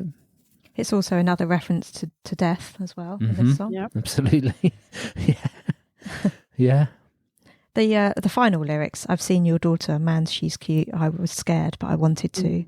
Boy, she looks a lot like you. Yeah. That's typical Rob, isn't it? To throw that lyric in, just a bit of humour. I know. But I've seen your daughter, man, she's cute. I was scared, but I wanted to. Does that mean that he... Well, I take it to get mean intimate with her, or I'm thinking, was he ever in a situation where he was maybe in a room where she was there, maybe like at an award show or something, and he wanted to and maybe he talk to just her, wanted to but he was speak too to her. scared to? I wonder if he's actually ever met her, Lisa Marie. Yeah, because she was married to Michael Jackson, wasn't she, at one point? Is that right? Yeah. Oh no, Yeah, or was that she was. Priscilla? That's right. That was a bit weird. Yeah, she was. Yeah, that was very random. I'll take your word for that. Can't remember. Yeah, but she does look a lot like Presley. Yeah. Oh, scary. Obviously. Very scary. Yeah, and also her daughter's an actress. I can't remember. Is it Riley something? I think you can see him in her as well. I think. Yeah. Yeah. Yeah. Oh yeah, and her son. She had a son as well who tragically died last year. He was a spitting image of Elvis when he was young. Yeah. Yeah. Very, very like him. But yes, sad. Lovely song. Lovely video as well. Should we have a chat about the video? Yeah. Yeah. The video was directed by David LaChapelle, mainly known as an American photographer. He's also directed loads of videos for people like Moby, Elton John, Mariah Carey, Christina Aguilera, Avril Lavigne, Whitney, Britney, Gwen Stefani, and tons more. It was largely filmed in a room above the Bellevue pub in Blackpool. In You Know Me, Rob said, "This was David LaChapelle's idea, who directed it. I'm an Elvis impersonator. Elvis is so beautiful that, although bits and bobs of it were fun, you feel yourself at times paling in comparison to anything that the king can do or radiate. A radio station in Blackpool quite kindly announced exactly where I was, so I'd be walking down one side of the road by myself in my leathers with my guitar, pretending that I was lost and lonely. But there were 2,000 people on the other side of the road. I should do something for them, so I sang Angels over the megaphone. They didn't join in. I was like, okay, I tried. The weirdest thing was that on Blackpool Pier, there was this massive advert for a show with lookalikes, and it was Michael Jackson, Tina Turner, Freddie Mercury, and me. That was a wobbly moment of, that's too much to take in." It was so strange, isn't it? That must be weird. Yeah. You must think, is that the end of your career when Yeah. that kind of thing's popping up in front of you? I don't know. Well, I wonder which one of our Robbie looky-likey friends, because we know most of them, don't we, might have been appearing in Blackpool at that time, because maybe it was one of the I don't know the whether they were doing it looky-likeys, then. but it could have been someone else completely, Yeah. Don't know how long the ones we know have been doing it. Well, definitely wasn't Dan Buck. Let us know if it was you. If you're listening to the podcast, Oh yeah, maybe it was. we'd love to know if you were appearing with Tony. Jackson Turner and Mercury. It could have been Tony or Mike, maybe. Yeah. Don't know. Yeah. Oh, interesting. Or just some really bad impersonator. Yes. Yes. Yeah, he has Elvis's moves down quite well, Rob, doesn't he? Oh yeah. He really does them well. Oh, he looks like when he sings Advertising Space, he does all the sort of. Yeah. It's really good. Yeah, Yeah. He looks so beautiful in that video, though, doesn't he? He's so dreamy. Yeah, it's just sort of just the video is very nice. Yeah, it's really well Lovely done. light. I mean, I didn't know that the room was above the Bellevue pub in Blackpool. I mean, obviously you can see when he's walking along outside the illuminations, you can see it's Blackpool, but it was actually filmed above a pub. Wow.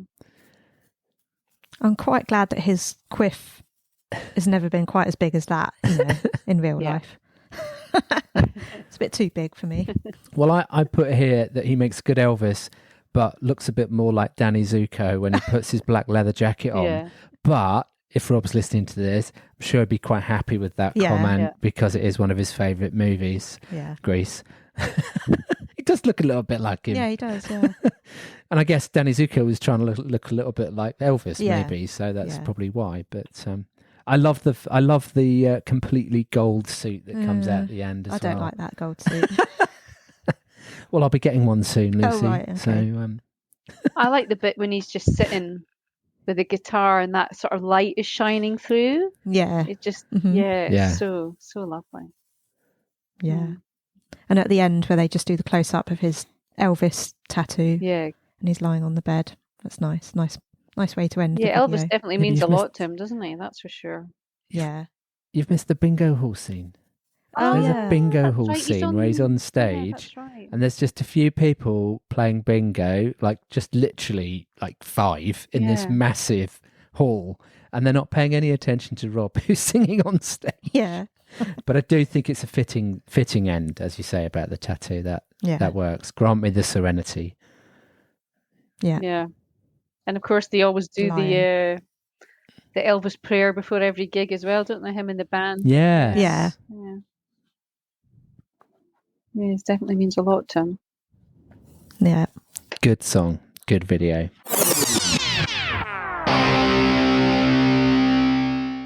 Hi, I'm Robbie Williams, and you're listening to Robbie Williams Rewind with the Champions. So let's talk about Please Don't Die. That's the next one. Written by Rob and Stephen. Rob played the demo version of this on Insta Live once in 2019, and you can find that on YouTube if you want to have a look. I will have to have a look. Yeah, I missed that as well. Yeah. And this is obviously another death-related Bit more song. death, yes. Yeah. But it's got a great melody and arrangement, especially the chorus of this one. It kind of floats along this song, sort of takes you with it, I feel. It's all mellow. Yeah. What do you think? Beautiful. Sincere, heartfelt lyrics. I love the lyrics. I mean, particularly the line, the only gift you gave to me was a self-fulfilling prophecy. I need to change the sounds that shape my life. I mean, just incredible line. Yeah. Yeah, I love that bit as well. I love his voice in that bit. Yeah. It's just smooth and high, and and I guess it's about dying before your partner or loved one dies, and what happens, or you dying before them. I can't. It's sort of I can't quite work out whether it's who it is, but I think it is about dying before someone else, or you dying before someone else. I almost wondered whether it was about his mum. I don't know whether Yeah. I've actually thought the same as well. Yeah, like who's it about? What is it about? I don't really fully understand it. No. I think it twists and turns. I think that's why, because I think one minute he's looking at it from the perspective of him being the person that's left, and then I think he's singing about the one that goes first. So that's why I couldn't quite work out. Yeah, maybe that's it. Yeah. Lovely song. Yeah, and I love when he's like, And if you die before I leave, what on earth becomes of me? Yeah. It is sad. Yeah. Well, that's what made me feel like it might have been about his mum, because, you know, he's always been so close to her and she's taken care of him all of his life. Yeah. But obviously now he's married to Ida. Maybe that, you know, I guess Ida's the number one person in his life now. Yeah. But yeah, I don't really have much more to say. It's just beautiful. Yeah, it's a lovely song. Should we go on to the next one then? Yeah. Okay, Your Gay Friend. Written by Rob and Stephen, Rob sung it on Insta Live on the 1st of May 2020. He explained he needed the lyric video on YouTube to help him sing it, as he's written 400 to 450 songs. New stuff goes in, old stuff falls out. He said, another criminally slept on tune, especially by me. I haven't heard that in a decade. So Intensive Care was a great album to do. Stephen had the patience to let me get on instruments and kind of figure out rudimental bass lines and keyboard stuff. I got my rocks off. It's great working with Stephen. Yeah. So that's why I wonder why he doesn't really seem to have worked with him. Well, obviously he had worked with him on Rudebox, didn't he? But not really much since. Yeah, I wonder, like, Yeah. I hope they parted in good terms, or... Yeah. Yeah, I hope so. Yeah. I haven't heard otherwise. No, I haven't ever heard anything negative. Maybe Stephen himself decided he wanted to just live a quieter life, couldn't be doing Possibly. with the furore that goes around. Because he went on tour with him as well, didn't he? It was Yeah. nice that he was actually, you know, on stage playing. Obviously found his wife through it as well. Yeah. Yeah. Well, maybe, yeah, it's true. Well, we've talked about Rob writing with other people, haven't we? And, you know, sometimes it isn't Rob, it's possibly them not choosing not to. But obviously he started writing with Guy again after this, didn't he? So... Oh yeah, this song has got a bit of a put down in it, hasn't it? He says, she asks me, do I miss her when she's gone? And I reply, as much as I miss anyone. He doesn't miss her at all. This married woman that he's seeing, she's obviously just some shag, I guess, that he's enjoying. Yeah.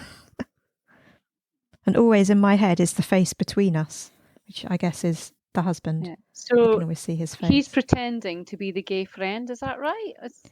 Yeah, so I think Well, that's what I was going to ask. Is that the premise? He's pretending. Well, so I think to the woman tells her husband, it's okay, he's gay. You don't need to worry about me hanging out with him because he's gay. And obviously Robbie isn't. Yeah. And this is just the line they spin to the husband. That's what I take it as. I think. Yeah, it's not really... Yeah. Yeah, it's not really spelled out, but that is probably what it is about, yeah. And he says, I'll be your gay friend because your marriage never ends. Till we fucking fight again. There's a space between us. Yeah. And then I like the next bit as well. Hey Lord, forgive us if we're wrong and make sure that he never hears this song. I love that line. Yeah, but even if he did hear the song, well, I guess he would, because if he knew that his wife was hanging out with Robbie Williams, then maybe he might guessed it. Actually, it was related to to him. Yeah. I wonder if we'll ever know who it was. Yeah, probably not. No. Get someone in trouble. And I also like, and she says that I'm the opposite of a Hallmark card. Yeah, I was about to say that. Yeah, like because he just wouldn't talk about his feelings with her, I suppose. Yeah. Quite a few more religious references in this song. Is there? Of course. Oh yeah, you know, hey Lord. Oh yeah. Well, if God is in the details, thank God that you're my friend. You know, I like the woohoo at the beginning as well. Yeah, that's just a cool way to start the song. Yeah, it's just got a really good beat in that, different. isn't it? It's like fun. It has. Like, I like to listen to it in the car. Yeah. It's got a good vibe, a good rock sort of sound. It's got a great drum ending. I wrote that down. I can't remember it in my head now, but I know that I enjoyed it. Well, you can always go on the RobbieWilliamsRewind.com website, look on the episode page, and you can click on Apple, Spotify, or YouTube, and you can listen to it. Yeah, that's listen a great along. thing. Listen along, yes. As you listen to the episode. So shall we talk about Sin, Sin, Sin? Okay. Written by Rob, Stephen and Chris Heath, this was the third and final single to be released from Intensive Care on the 22nd of May 2006. It reached number 1 in Hungary and 22 in the UK. This was his first single not to make the top 20 in the UK. Rob said, "It's kind of pervy. It's a seedy old bloke just wanting a shag. It's who I'm becoming." Stephen said, oh dear. Stephen said, "This was the first song we ever wrote, and it basically started off as a bass drum doing 4s and a bass sequence in 8s over the top. He sang the whole of the first verse over the top of that, just like that. It was quite incredible. We changed the speed of the song many times. As soon as we completed this track, I thought we might just have a future together." In Feel, Chris Heath documents how Sin Sin Sin started life in Air Studios. Stephen played something on acoustic guitar, but Rob said that was what people expected and suggested they do something to a drum machine instead. Stephen programmed a simple 4 beats to the bar bass drum and a pulsating 16 beats to the bar bass sequence. Rob began to sing "Don't Let Your Eyes Tell the Brain." I nearly started singing it because you just can't help it. I can sing it if you want. I'm not going to sing it. He just started singing the line straight away. The single version of Sin Sin Sin has a different production than the album original. The instrumentation is more upbeat on the single version, with the additional drums lending the song a poppier sound fit for radio. So yeah, Sin Sin Sin. Angie, do you like this one? It's probably my least favourite song on the album, to be honest. Oh, okay. Yeah. I don't not like it, but I'm not that fussed about it, to be honest. Right. I don't know why. I just, now when I listen to it back, I just think, wow, this is a really great pop song. Yeah. And I really enjoy it. It's just another song about shagging. I guess you can never have too many songs about shagging, eh, Rob? You know? I really like his voice in it. Like, I like the bit when he goes, "Just relax, it's what Jesus would do. We're made in his image, baby. Let's rock this thing through." Yeah, I wrote that line down. I do like that one. Yeah. Jesus makes it into many of Rob's songs, and he's in this one as well. Also, "Everyone Needs It, Baby," and "I Feel the Same." Didn't quite catch your name. I love that. Yeah, we've heard songs like that before, I think. Yeah. The Fuckboy song. Yes. Why can't I remember what it's called? Coffee, Tea and Sympathy. Oh, Coffee, Tea and Sympathy. Coffee, Tea and Sympathy. Yes. That is where, Coffee, Tea and Sympathy. Yeah. Reminds me of that. Yeah. I just think it's a really great pop song. And when he sings it in the stadiums like he did on Take the Crown and Close Encounters, it just really gets the crowd going, you know. It does. Because you can just jump up and down to it and sing along. Yeah. It's a very sexual song, as I've said about a moment ago. And it sounds kind of weird, but I didn't really realise what I was singing about when I was walking along the road singing Deep Inside. Deep Inside, you know, it's like, now I kind of realise what that means, but I don't know, way back when I was just singing the song. Sometimes you just sing songs, don't you? Yeah, you don't really think about You listen to some of the lyrics, but you don't really think, oh, actually, that's what I'm singing about, right? Well, Matt, there you go. You learn something new every day, because that didn't even cross my mind until you said. No. I mean, it could have multiple meanings, of course, but, you know. Yeah, I'll be listening the to it line, in a different way now. Yes. "Oh, it hurts when you're too blind to see. Please don't read my mind. I tell the truth to me." It's basically just, you know, like Coffee, Tea and Sympathy. Just don't fall in love with me because I'll just hurt you. Yeah. I only want sex. Yeah. I only want sex. That's basically what this says. A man of certain needs. Yeah. He certainly was then. Yeah. Although obviously not long after this album he met Ida, so things changed. It all changed. So the video was directed by our favourite Vaughan Arnell in Cape Town, South Africa, a few days before Rob begun his tour there. It sees him transforming into the leader of a pagan cult, being doted on by a following of pregnant women. Typical of his tongue-in-cheek humour, making fun of himself and his affairs. He also has a kind of God look, with him being the prophet. In You Know Me, Rob said, "Meanwhile, videos have just descended into excuses for me to kiss a lot of girls, really. It wasn't a very tough assignment. I loved being a guru. It makes me laugh. The video is funny. Yeah. And he does actually look really good in it, I like think. his apart from the cloak beard thing. Yeah, when you look the picture of him when he looks like Jesus. Yeah, that's just freaky. All the girls are pregnant, aren't they, in the video? Yeah, all of them. Yeah, every single one of them. Yeah. I mean, Vaughan Arnell knows full well what he's doing with this Yeah. video. I mean, we didn't put any press quotes down, but I can only imagine that the press had a field today about Robbie, you know, being the head of a cult and a guru with all those women around him that he'd made pregnant. And I mean, and he looks funny with his long beard. Yeah. It's a bit scary. You know, Robbie is that central guru, and then they're all pregnant. It's crazy. A bit freaky, yeah. But I'm sure that he enjoyed all the women being draped all over and around him, because he does say that he gets bored of video shoots, and you know, having women on video shoots can help. So, and I've no doubt we would have joined Lucy if we had the opportunity to. So. Oh yeah, yeah, yeah. Yeah. Isn't there a bit at the end with a third eye? There's a third eye. Third eye towards the end. There is someone where I seem to sort of. Does he like do it on his hand? There's someone visually, Does he not do something with his finger or something? Like, I don't know, there's something. Yeah, I can remember. And then he heads off into his Rolls Royce. Yeah. I think it's a Rolls Royce. Yeah. It's fun. It's a good video. It is fun. I don't know, it's just like when there's other songs on the album like Ghosts and Make Me Pure and that. I just sometimes don't understand why they pick certain songs to be the singles. But I don't not like it, but it's I don't skip it. Yeah. But I'm not that fussed about it. Yeah. Know what you mean. Yeah. I think it was probably released as a single because it was coming up to the tour and they knew that it would be a good song for the tour. You know? Yeah. To be included on the set list. Yeah, definitely. So let's talk about random acts of kindness. Yeah. Lucy, when was your last random act of kindness? I don't know. You said you wanted to talk about... No, I'm joking. Oh, I see. Oh, God. Terrible. That joke.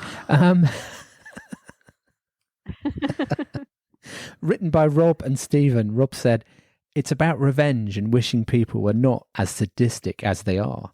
And in conclusion, writing the song, I found out that I'm at least as sadistic as everybody else. I think it's a kind of mystical song. It's a magical song, and it was born out of me trying to be Gandalf." Random Acts of Kindness finds Rob singing about his fascination with black magic, referencing the British occultist Aleister Crowley in the line, "And with Crowley on my mind, I should try being kind." Rob said, "My mum and family were into the supernatural, myths and legends, the stuff that makes our journey through life more interesting. In my teens and early 20s, I couldn't stay in my bedroom alone because I was scared of what was on the other side of the door, like the kid from The Sixth Sense. Because of that, I wanted to tackle my deepest fears regarding that stuff. And the way to demystify it for me was to try black magic." So I wonder if that's what that sigil thing meant on his finger. And they said he tried the black magic and he said it worked. I wonder whether it was trying to understand the other side and know that it couldn't harm him or something. I don't know. Yeah. The opening line, "For those about to die, we salute you," is apparently a reference to the phrase Roman gladiators would reportedly say to their high rulers before fighting to the death in amphitheatres. I really like the start. So I love the start of that song. Yeah. And the bit when he says, "For those who live in fear of Happy Christmas and New Year," I can relate because I'm not into Christmas and New Year. Oh, really? Yeah. I don't know why. I like putting my Christmas tree up and my lights and stuff, but I don't know. I just think there's a lot of pressure on people around that time of year. Yeah. I don't know. I've never been a fan, especially of New Year. It's probably my least favourite time of the year, New Year's Eve. Oh. Yeah. So whenever I hear that, I always think about myself. Yeah. Well, he's always said that he was like that before he met Ida, didn't he? Christmas. He was never into Christmas. Yeah.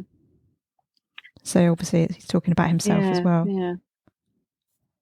But I don't really get why he says that he found out he's as sadistic as everyone else through writing this song, because it seems to be more about kindness than revenge. I don't really get that quote. Yeah, I don't get it either. Like, yeah. Well, yeah, it's deep, isn't it?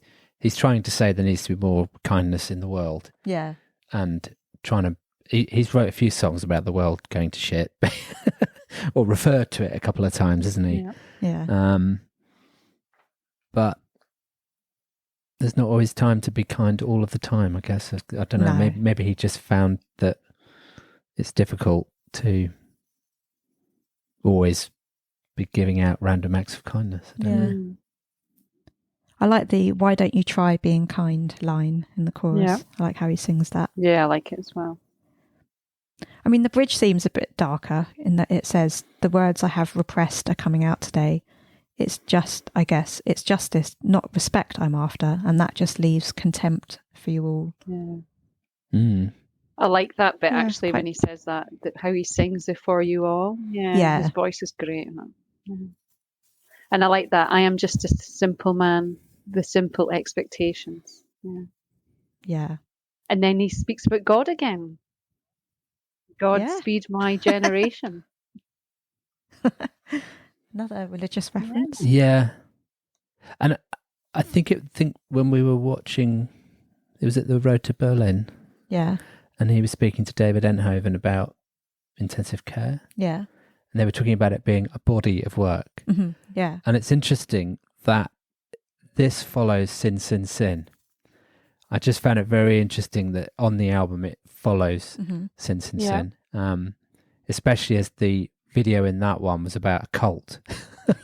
You know? And so this is kind of like, you know, let's bring some more kindness into the world. Yeah. And I've also learned who Crowley is, because that line, never even thought about it before. No, I hadn't until you said to Alistair, was it Alistair Crowley? Yeah. He was some sort of a cult figure.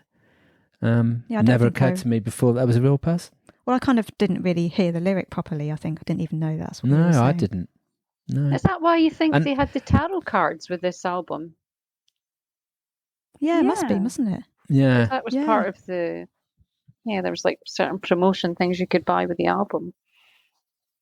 Yeah, I don't know if it's related, but... Yeah. I'd say that this is probably my least favourite song on the album. Oh, okay. Not that I don't like it, but just prefer others. Yeah. I like it. I just like the fact that Rob and Stephen wrote a song about being kind. Because Yeah. we could always do with more kindness in the world. Yeah. More than ever. I think that's what it's all about. Yeah, definitely at the moment. Yeah. So let's go on to The Trouble With Me. Yeah. Written by Rob and Stephen. Stephen set up a drum rhythm and Rob quickly came up with a descending 3-note riff on the keyboard. This was recorded and looped, and Rob picked up a microphone and the first words out of his mouth were, "You see, the trouble with me is that I love the song. The trouble with me is it's bound to go wrong. The trouble with you, it passes you by. The trouble with you is you love me, you love me." Rob worked out the synthesizer bass line to go with the other section, saying, "I think they call it experimenting, don't they?" So he explained in the documentary Making of Intensive Care, "I so desperately want to be in love, or feel it, or be it, you know, be in love with somebody, have a partner and make myself and this person our team, that we can get through anything together, and I haven't yet, and I'm 31. There's a certain somebody in my life that probably nobody really knows about. She's been around for a long, long time, and I still hold a torch for her. For whatever reason, it hasn't worked, and it's never been anything to do with her. There's something blocking my rite of passage to fulfillment in a relationship. It's me trying to explain to this person that I do love, but not that all-encompassing love, that it's not you, it's me. I hope that message is received and taken on board." So, Rachel Gilson again, I would say. Yeah. It seems that way, doesn't it? She obviously meant a lot to him anyway. Yeah. I guess it was because he it's before he was famous. He feels like she really knew him, the real him. Yeah. I love this song. I really love it. Yeah, it's great, isn't it? It's amazing. What? Why do you love it? I don't know. I guess it's a love story, isn't it? I just think it's telling that story of someone that he obviously loved, but he just, I don't know, he just couldn't commit to her. Yeah. And I love the line, you see the trouble with you is you're in love with me. What a strange thing to do. What a brave place to be. Well, yeah, I think anyone who was probably in a relationship with Rob in the early years, it was definitely a brave place to be. Yeah. Yeah. Oh, yes. Definitely. I like, you see the trouble with me. I've got a head full of fuck. I'm a basket case. I don't think I can love. Basically sums it up, doesn't it? How he was at that stage. Well, yeah. I think it's another one of those songs about being scared off by the love word here again, I think. You know, he's tormented, but doesn't love her. It's kind of heartbreaking, really, isn't it, I think? Yeah, oh, it really is, yeah. It's another one of his songs where it's really sad lyrics and they've covered it over with a nice jaunty melody and made it sound like it's a upbeat song, but it's actually quite sad. A heart so deep I drown in it. Oh, it's so lovely. And as it breaks, I swim through cracks and leave with words I can't take back. Yeah. Oh, and the other one I really like is there's no you in tomorrow. The better offer came through. Yeah. God, what was he like? It's with lyrics like that, it's a wonder that he ever did manage to settle down with Ida, isn't it? Yeah, I know. But he did dump her 3 times. He did. So, well done to her for sticking with as it. much as you love him and you think, God, she's so lucky. And God, Rob, I don't know if you're listening or not, but I think he'd be hard work. Yes, I agree. Hats off to her, I say. Yeah, definitely. But she's doing all right. Yes. But yeah, no, it's a great song. And I love that bit where he's like, and she walks that golden mile, and men will try and catch her eye. We both know what could have been on Sunset Strip, a broken dream. Oh, yeah, it's lovely. Yeah, I wrote that down as well. So nice. It's a great lyric. Not one of my faves, this one. Isn't it? It's good, but it's not up there. Oh. In out of the whole album. Yeah. Yeah. I can understand why he's wrote it, but I just like the melody and the vibe of it. And his voice is great in it, I think. Yeah, it's really good. Yeah. I love it. It's quite deep, isn't it, on this song? Yeah. Okay, let's go on to A Place to Crash. Written by Rob and Stephen, this song was initially called Boom Boom. Rob thought everyone was pushing him towards this for the first single to be released off the Greatest Hits in 2004. However, David told him he didn't like what had happened to it. In the end, Rob decided A Place to Crash was too obvious, as it would be a huge, predictable hit, and radio was released. The origins of the song came from playing Charlie Watts from the Rolling Stones sped up to 130 beats per minute and a bubbling Kraftwerk-like sequence over the top. Rob said, I think it's the only Rolling Stones riff that Keith hasn't written yet and Steve managed to find it. It's just a party song. I think it's going to be a good tune live. Chris Heath described in Phil how when they worked on the Middle Eight, Rob tried whistling, do-do noises, etc. Then he sung, Kiss me with your mouth, kiss me with your brain. I did sing it. And Rob said, that'll do there, won't it? Stephen nodded, but there was no discussion that Rob had borrowed the words from Stephen's big hit, Kiss Me. Yeah. Stephen said, this almost ended up on Greatest Hits, but it changed so dramatically. What we started and what we ended up with were 2 completely different things. Just at the very last moment, Rob wanted to go back to the very first demo, so we almost jettisoned 2 years' work. The electronic sequences are now buried at the end. At one point, it was a completely electro track, and it was strange to turn it into such a Stonesy thing. Rob performed it on quite a few TV shows at the time of release, which you can find on YouTube. He also sung it on 22 of his tour dates in 2006. The first 20, then it seemed to be dropped from the set and then added back in for the final 2 shows, according to setlist.fm. He also played it at the 2005 album promo gigs. So, A Place to Crash. Angie, do you like this one? Yeah, I do like it actually, and I always think of the Rolling Stones when I hear it. Yeah, it's definitely got that Rolling Stones riff, isn't it? Yeah, it has, really has. Amazing how they captured that, isn't it? Yeah, no, I do like it. Yeah, I love the guitar throughout and the melody, and Rob almost sings it in a Mick Jagger kind of style. I feel like something about his voice is a bit Mick Jagger-esque. I feel. Yeah, you can sort of picture him mimicking Mick Jagger singing it, can you? Yeah. Yeah. It makes you want to dance, I think. Yeah. It does. I just think it's a funky, rich vibe. Yeah. And my favourite lyric from the whole song is, "Kiss me with your mouth, teach me with your brain." All right. Yeah, he kind Always of speaks like that that, bit, I dunno. doesn't he? Yeah. Yeah. Kiss me with your mouth. When I first ever heard that, I was like, what a lyric, you know. Yeah, his voice is really deep. Yeah, I like when he says it. Yeah. I was a member of the fan forums that they had around the time this album came out. I don't know whether you were. I was on the Robbie Williams site, TWRS, mostly. And I can always remember everyone talking about how this should have been a single, this is going to be the next single. And it just never was. Yeah. It's weird. Yeah. It never did see the light of day as a single, even though they knew it would be a big hit. It's kind of weird, isn't it? Yeah, it's a good, They knew it would be a hit and then not choose it. Yeah, some of the lyrics are really good as well. I like "Love, I'm a cynical bitch. I'm going to scratch that itch with a bitch like you." Yeah, I like that one.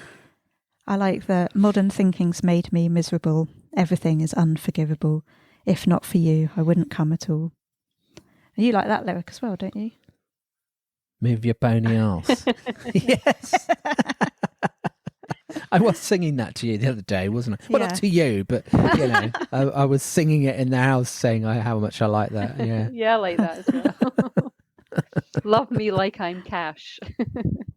Yeah. If there's a freak in here looking for someone like me, I fit their description perfectly. Yeah. It's just great, isn't it? I like it. I love it. It's great. So yeah. And the outro, he sings, "I can't sing, I can't dance. That didn't stop me at all. It's a ball when I cool, if I call you at all. Love is the reason, but it won't pay my rent. Only polony fill your dish in the dent. Yeah. I won't be happy till the money's been spent. I forget to forget. Oh, fuck it. Oh, fuck it." I didn't know that he was saying, "Oh, fuck it. Oh, fuck it." I thought he was saying, "Oh, forget. Oh, forget." Oh, I think I did as well. Yeah. As well.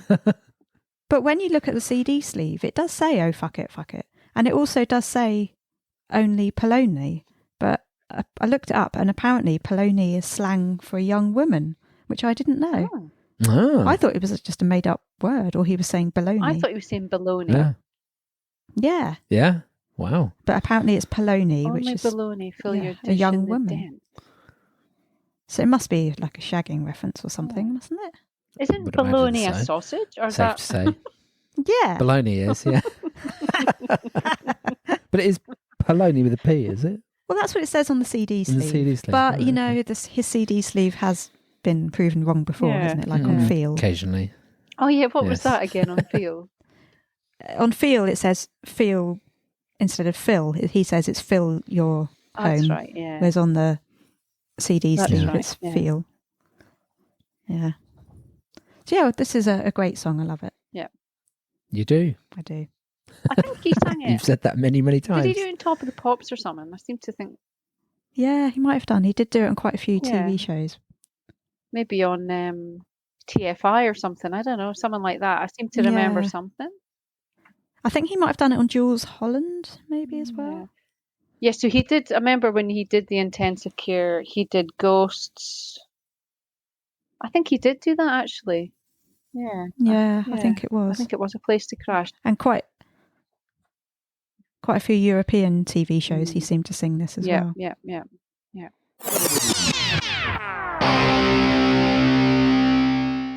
Hi, I'm Robbie Williams, and you're listening to Robbie Williams Rewind with the Champions. So, shall we move on to King of Bloke and Bird? Yeah. Written by Rob and Stephen, Stephen said, that song was begun at Air, and we did not work on it at all for almost 2 years. And then we finished it the week before we went to Henson Studios in March 2005. I'd heard Rob play this 3-note guitar riff, and he went home and I thought it was really good and sketched out this whole song and forgot about it. Rob likes to stay up late, and after we finish recording at 3 or 4 in the morning, he likes to sit around and listen to demos. One day, 2 years later, he said, what about this? Shall we finish it off? I think it was the last lyric that he'd wrote for the album. Greg Lice does some amazing pedal steel atmospherics at the end. Yeah. For quite a while, actually. It's about a minute or so, isn't it? It's about 2 minutes, I think. Yeah. Yeah, so King of Bloke and Bird. Matt, what do you think? Well, I guess it's not one of my big time faves. However, it is a really beautiful song. So this lyric, I noted this lyric and I was looking at the lyric sites. Sulfate's a sentimental sight, it bothers me. And I was looking on Lyric Find, and of course it could be sulfate, but I think actually the lyric is so fate's a sequential, a sentimental sight that bothers me. And I was thinking it can't be sulfates.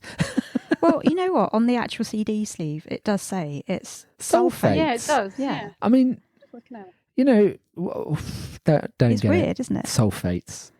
But we don't know whether that's correct. And she's checking on the sleeve. Yeah, it does say sulfates. What does it say? Yeah. Sulfates? Yeah. But, Surely, because I was thinking, okay, the site must be wrong. And I was thinking it would be so fates, as in F-A-T-E, Yeah, fate. fate. Yeah. it would A make more sentimental sense. site that bothers me, not sulfates. I mean, sulfates is some sort of Salts or something. chemical, isn't it? I I don't know. We'll have to don't ask. think it's Anyway. a drug. Yeah. And then, yes, I do really love the atmospheric pedal steel from Greg at the end. Yeah. 2 minutes. It's quite hypnotic and calming, I Yeah. think. Yeah. It's for some reason it kind of reminds me of Summertime at the end of Rude Box. I don't know why, because it's both talk about summer, Yeah. and then obviously on Sing When You're Winning, The Road to Mandalay is at the end, and that is a slow song, and that mentions summer. Mm. And it just makes me think he likes to put these summer related songs Yeah. at the end of his albums. Weird. Yeah, I really love it. Yeah. I love the Summer Me Now, Summer My Life Away, Yeah. Summon Oh, Me On yeah. to Another Day. Yeah, it's Yeah. gorgeous. And what you do speaks so loud, I can't hear what you say. I think that is incredible, that lyric. Yes. Definitely. Yeah. Another sad line. A hand through the clouds keeps knocking me down. It's no less than I deserve. Yeah. I mean, he doesn't deserve to be knocked down. Why does he think he does? But I don't get the next bit. They built museums. I don't visit them. Yeah, I don't get that either. No. I'm glad it's not just me then, because I thought, am I missing something? Yeah. Yeah. Yeah, it's kind of weird, isn't it? I don't really understand what this song's about. Yeah. I was hoping you would tell me. No. No. He seems to be very down on himself in it. Is it about looking for love and not feeling worthy of receiving it? I'm not really sure. Mm. And that he was the king Don't of know. Bloke and Bird, or I don't know. And now he isn't? Yeah. Oh, I don't know. I don't know. But I do. It's a very beautiful song, but I'm not entirely is, sure what yeah. it's about. No. And on the instruments lists, I like the fact it says that Stephen Duffy plays a wine glass. Oh, that well picked up, Lucy. That was good research. A wine glass. It says it's got, so each person listed, each person, it shows how all the instruments that person played. So Stephen Duffy, it lists about 5 guitars or something for this song. And then it says wine glass. Brilliant. Interesting. Love Because it. you can play notes on Well, a I wondered wine if glass, it was can't like you? when they touched the room, made that Yeah, kind Yes. of funny you go, sound. put your finger, go Yeah, I think that is what it is. Because I looked it up and there is like a wine glass, I don't know, like when you've got a whole lot of wine glasses together and you make different sounds on each one, that is actually an official instrument, apparently. And it's a really nice sound as well. Yeah, it is, yeah. I just thought that was hilarious. There you go. Yeah. So I think we've covered the album, haven't we? Yeah, that's it. That's Intensive Care. Yeah. A lot of info on that one. Sorry. So then we'll just quickly touch on the promo concerts that he did in 2005. Yeah. So he promoted Intensive Care by performing a few small concerts across Europe. He played in Paris on the 29th of September, London Astoria on the 1st of October, Amsterdam on the 5th of October, and the televised concert in Berlin on the 9th of October.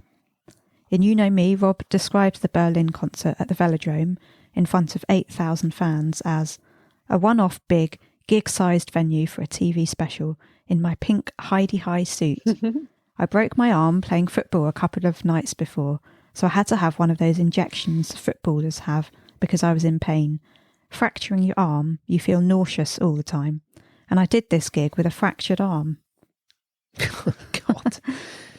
Around 20,000 fans around Europe were also able to watch the Berlin show live in cinemas and venues via an HD cinecast.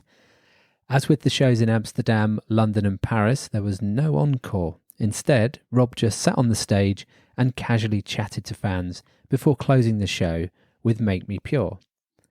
The Evening Standard reviewed the London concert. We last saw him performing to 375,000 over one record-breaking weekend, so this was a rare opportunity to see the whites of his eyes. He strolled on, hands in his pockets, to deliver a typically cheeky opening line on grandiose new song Ghosts. Here I stand, victorious, the only man who made you come. Stonesy party tune A Place to Crash and Sin Sin Sin with its racing electronic backdrop and instantly memorable chorus will not be strangers for much longer. Even now he has passed his 30th birthday, he is still the childlike entertainer, pulling Mr. Universe poses, doing silly voices and sniffing his armpits. After the glory of Nebworth, some thought he would hole up in his mansion for years, counting his money, but here he is again for phase 2. Good quote. The set list for these gigs was Ghosts, Feel, A Place to Crash, I Will Survive, the first verse, Supreme, The Trouble with Me, Advertising Space, Spread Your Wings, Angels, Millennium, Come Undone, Sin Sin Sin, Tripping, Rock DJ and Make Me Pure. The band was made up of Gary, Stephen and Neil Taylor on guitar, Chris Sharrock on drums, Claire Worrell on keyboards and guitar, and Jerry Meehan on bass. David Walliams and Chris Evans were apparently among the 2,000 people at the London concert, but Matt and I were there and we didn't see them. No. And Rob said in the Road to Berlin TV documentary that he didn't really enjoy the London Astoria show, but as usual, you couldn't tell at the time. No. Had no idea that he hadn't enjoyed it. Very lucky. So, yeah, we went there. to that gig. We were, yeah. Yeah, it was a bit of an effort. Was that hard to get tickets for? I can imagine. Was it? Well, I actually worked just off Soho Square at the time, and obviously the Astoria is right next to Soho Square. So it was very easy for me. I just went into work early, essentially. Yeah. And I think we got the first train into London. We listened to Surbiton at the time. Did. And just joined the queue because people had been camping overnight, but we didn't. Yeah, it was so. I think we got there about 6 a.m. or something. Yeah. Probably. Yeah. Yeah, so by, I don't know, what was it? 9 a.m. I think tickets came out. And luckily I didn't start work till 9:30. So, we just got our wristbands and I went into work. And then when I went into work, one of the girls I worked with was like, you're a few minutes late. Where have you been? Oh, I've just got my ticket to see Robbie tomorrow. She's like, what? I said, yeah, they're giving them out just around the corner. So off she trotted. And then the other girl that came in, they went and got them. And they went as well. Wow. Yeah, it was cool. So what, was it free? Yeah. Oh, no, we had to pay. Okay. But it was quite cheap. But you had to, the only way you could get a ticket was to actually get your wristband in person. Oh, wow. And they put it on you there. And then, so you couldn't order it online? Sell it on. Was that even a thing then? No. actual proper tickets. No, I don't think. Yeah. No, I don't think it was. You couldn't. Yeah, touts couldn't operate really because you had to get you had to have a wristband on and it had to stay on. Oh wow. Yeah. So that sounds amazing. Yeah. And you had a different experience of it, really, because you had to. Well, I get wasn't. back to Bracknell. I wasn't working in London at the time. Yeah. I was actually working in Bracknell in Berkshire, which is quite some way out of London, basically. Yeah. And so I had to get myself back on the train, go out of London. You probably went home and then drove to Bracknell. Probably did. Yeah, because then I probably did. But I had to explain to everyone why I was a little bit later in that morning. Well, I've just been into central London to pick up a wristband for Robbie Williams. Really? Yes, you do. It's normal. Yeah, a few people thought that was a bit nuts, but The next day, the Saturday, I already had it planned. I was actually part of the filming for the record, the Take That documentary. Oh, okay. So they had, I think there was 8 fans in a room, Yeah. maximum 10, I can't remember. And so we were filming that at a hotel in Soho, luckily. But in the end, me and my friend Laura and Natalie were edited out. They didn't include anything of us in the documentary. Basically, because we didn't say anything controversial enough or sad enough. Oh, no. I don't know. Like one of my friends said something about, she joked, and I tell you what, this is what that crew were like. They said, Joel, just have a sit and chat for a minute. We're going to just check some stuff. They left the tapes recording, as they do, did. and left us girls chatting in the room. And that was when this girl said something along the lines of, oh, well, I put Gary on the telly, and I say to my daughter or son, I can't remember, oh, look, there's Daddy on the telly. And of course they included that. Yeah. And she didn't know that they were actually filming at that point. So yeah, they were quite underhand in their filming. And so that's how, Rob wasn't told that Take That were going to be sat in the room and be told that, they were waiting for him to turn up. And then obviously he was never going to turn up. But they made it look as though he was considering it. Yeah, and it made, I didn't like that, it almost painted him in a bad light. I didn't like that. He was the enemy that just didn't show up. Yeah, it did. Yeah. Can I say my friend Tony's in that? Really? Yeah, but just in an airport scene in Australia. Oh. Yeah. Oh, right. Yeah. I was like, someone else I know was in that. Oh. Yeah. So I did that during the day, and then met Matt and had a drink, and then we just went into the concert. So that meant that we were at the back of the gig because couldn't queue for the actual concert. You had to work. Okay. Yeah.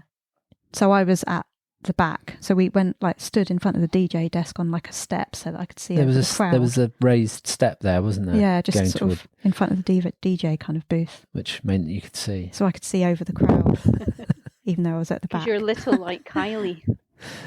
I am. Yes. Is the Astoria an arena? Is it like a theatre? I'm not sure. It used to be a theatre. More of a theatre style. And then it was turned into a nightclub, so they took out all of the seats. Yeah. And upstairs there was still seats, but they were kind of spread out, more like a long bench style seating. Yes. Because it was GAY on Friday and Saturday nights. Oh, so it's in Leicester Square. The Astoria. Is it? No, by Tottenham Court Road. Okay. But it's been knocked Not down far now. from there. It doesn't exist anymore. They knocked it down to make room for a railway line. But even though we were at the back, I mean, obviously Lucy could see, which was good. It was nice to take in the whole aspect of the show, because obviously now we're always generally near the front or at the front, and that's great. But it was still, because it was a small theatre, it was still you still felt the vibe and the energy. It was still really, it was good. It was a good show. And like you said, even though in the Road to Berlin, he said, I didn't really enjoy the London Astoria show.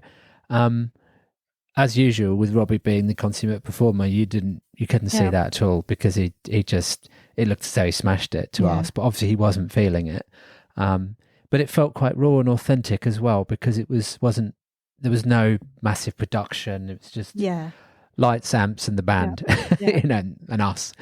No, it was great to hear all the new songs live, which we hadn't heard yet. Yeah. That's why he was nervous about it as well, because he hates doing new material, doesn't he? Yeah. He hates the first time he's got to get the material out. Yeah. But it was really good. I loved it.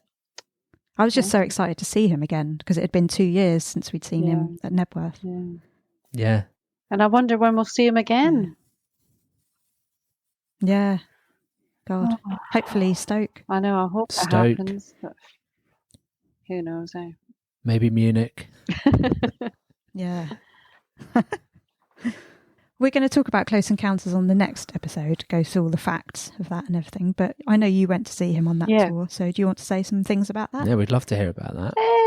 Not massively. I went to see it in Glasgow and Milton Keynes. Now, it should have been Wembley. I don't know if you remember. Wembley Stadium was supposed to be finished and then it didn't. That's right. So, yeah. Yes. So I was a bit disappointed because I've never been to Wembley. So I was really excited about going to Wembley for the first time. And then it didn't happen. But no, it was good. I loved it. I mean, the whole production was massive. I never ever did the whole front, trying to get to the front thing because anybody I went with didn't want to do that, Yeah. So it's quite a commitment. Yeah. So I used to just kind of stand there and think, oh, he's so far away, and literally at the back. But once you have that first experience of the barrier, that's it, is it? There's no going back. No. I was lucky that I met Matt and he was prepared to queue with me. Yeah. He'd say that he's doing it for me, but really, he likes being at the front as well. Yeah. Well, it's just become what we do. Isn't well, it? you've realised it's better at the front. It is definitely. It's just exhausting to get there these days. Very. Yeah. Very. Yeah. But the adrenaline kicks in, and then you're all right, and then you realise how exhausted you really are afterwards. It's worth it. Definitely worth it. Yeah, and you are lucky to have someone like Matt. But my husband, he always calls himself the Robbie widow. Jokingly. But he likes him? He does. He does like Gary, him, he actually used to come to the shows with me. So he was at the Close Encounters in Glasgow and Escapology in Edinburgh and another show in Glasgow. He really, really likes Rob, like as an entertainer. He always says, even if someone said they didn't like Robbie and they went to one of his gigs, he says they'd be lying if they said they didn't enjoy it. Yeah. That's true. a good point. But he doesn't get the whole going to multiple gigs. He's just, I just don't get it. He just does not get it. But it's fine. It doesn't cause any problem. We get it. Yeah. Good. Like he thinks it's amazing, the whole like the community thing. It's not just him.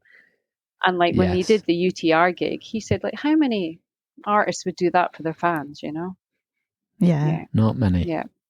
Oh, best gig ever. Oh yeah, it was amazing. I hope it happens again. Oh, so do I. Yeah. And I hope Vegas happens again because that was on my radar to go, but hopefully one day.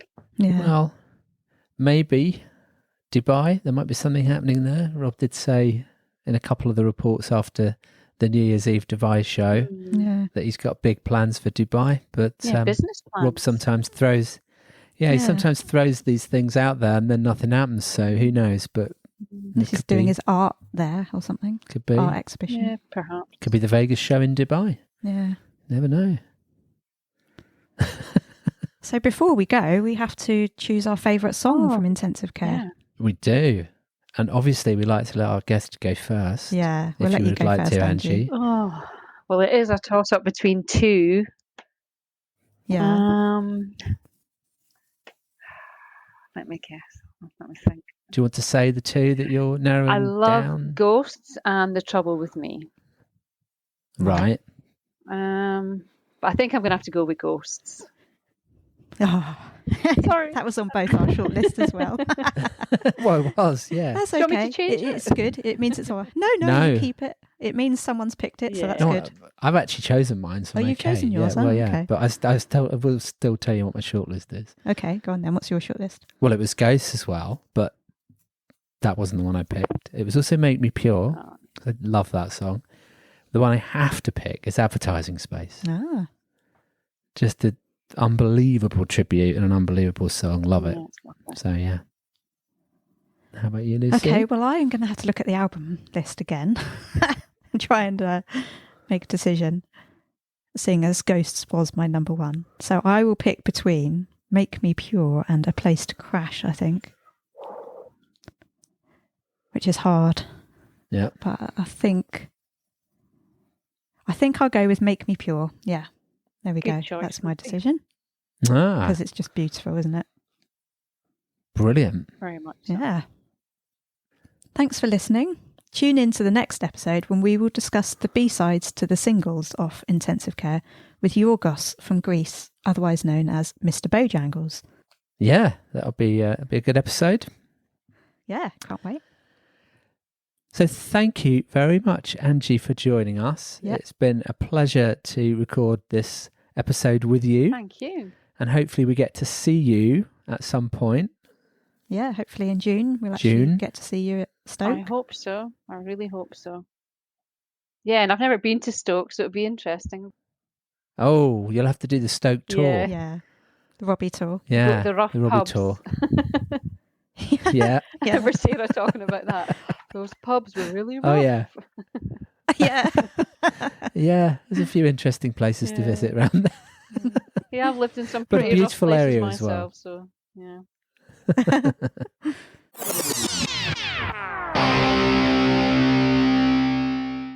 So, just before we wrap up this episode, make sure you subscribe to the podcast so you don't miss out. And also, Lucy and I would really appreciate it if you can leave us a star rating. You can do this on both Apple and Spotify podcasts. We would also love it if you could write us a short review, and you can do this on Apple. Don't forget, you can check out our episode notes for each episode and links to all tracks and videos at robbiewilliamsrewind.com. You can also email us at email@robbiewilliamsrewind.com. Please also follow and chat on our social channels. It's at RewindRobbie on Twitter, Instagram and TikTok. And you can also like and follow our Facebook page, Robbie Williams Rewind. And before we return to this episode, you might also consider sending us one of your own Robbie stories for the show. Just record a short audio clip on your phone and email it to us. Please check the website for more details. Thank you.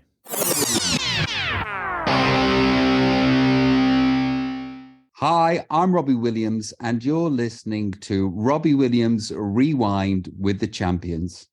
Oh, well, thank you very much. Thank We've you very enjoyed much it. for asking me. It's been great. Thank you. It's just so nice to Right. see some faces from Robbie World. Yes. Yeah, we've got to keep Robbie World going. Definitely. Hopefully we'll see a little bit more of Rob in 2022, Yeah. even with this crazy world that we've got going on. Mm. But yeah. Thank you Alright. so much. Okay. And see you soon. All right. Okay. Thanks, Bye. guys. Bye. Robbie Williams Rewind.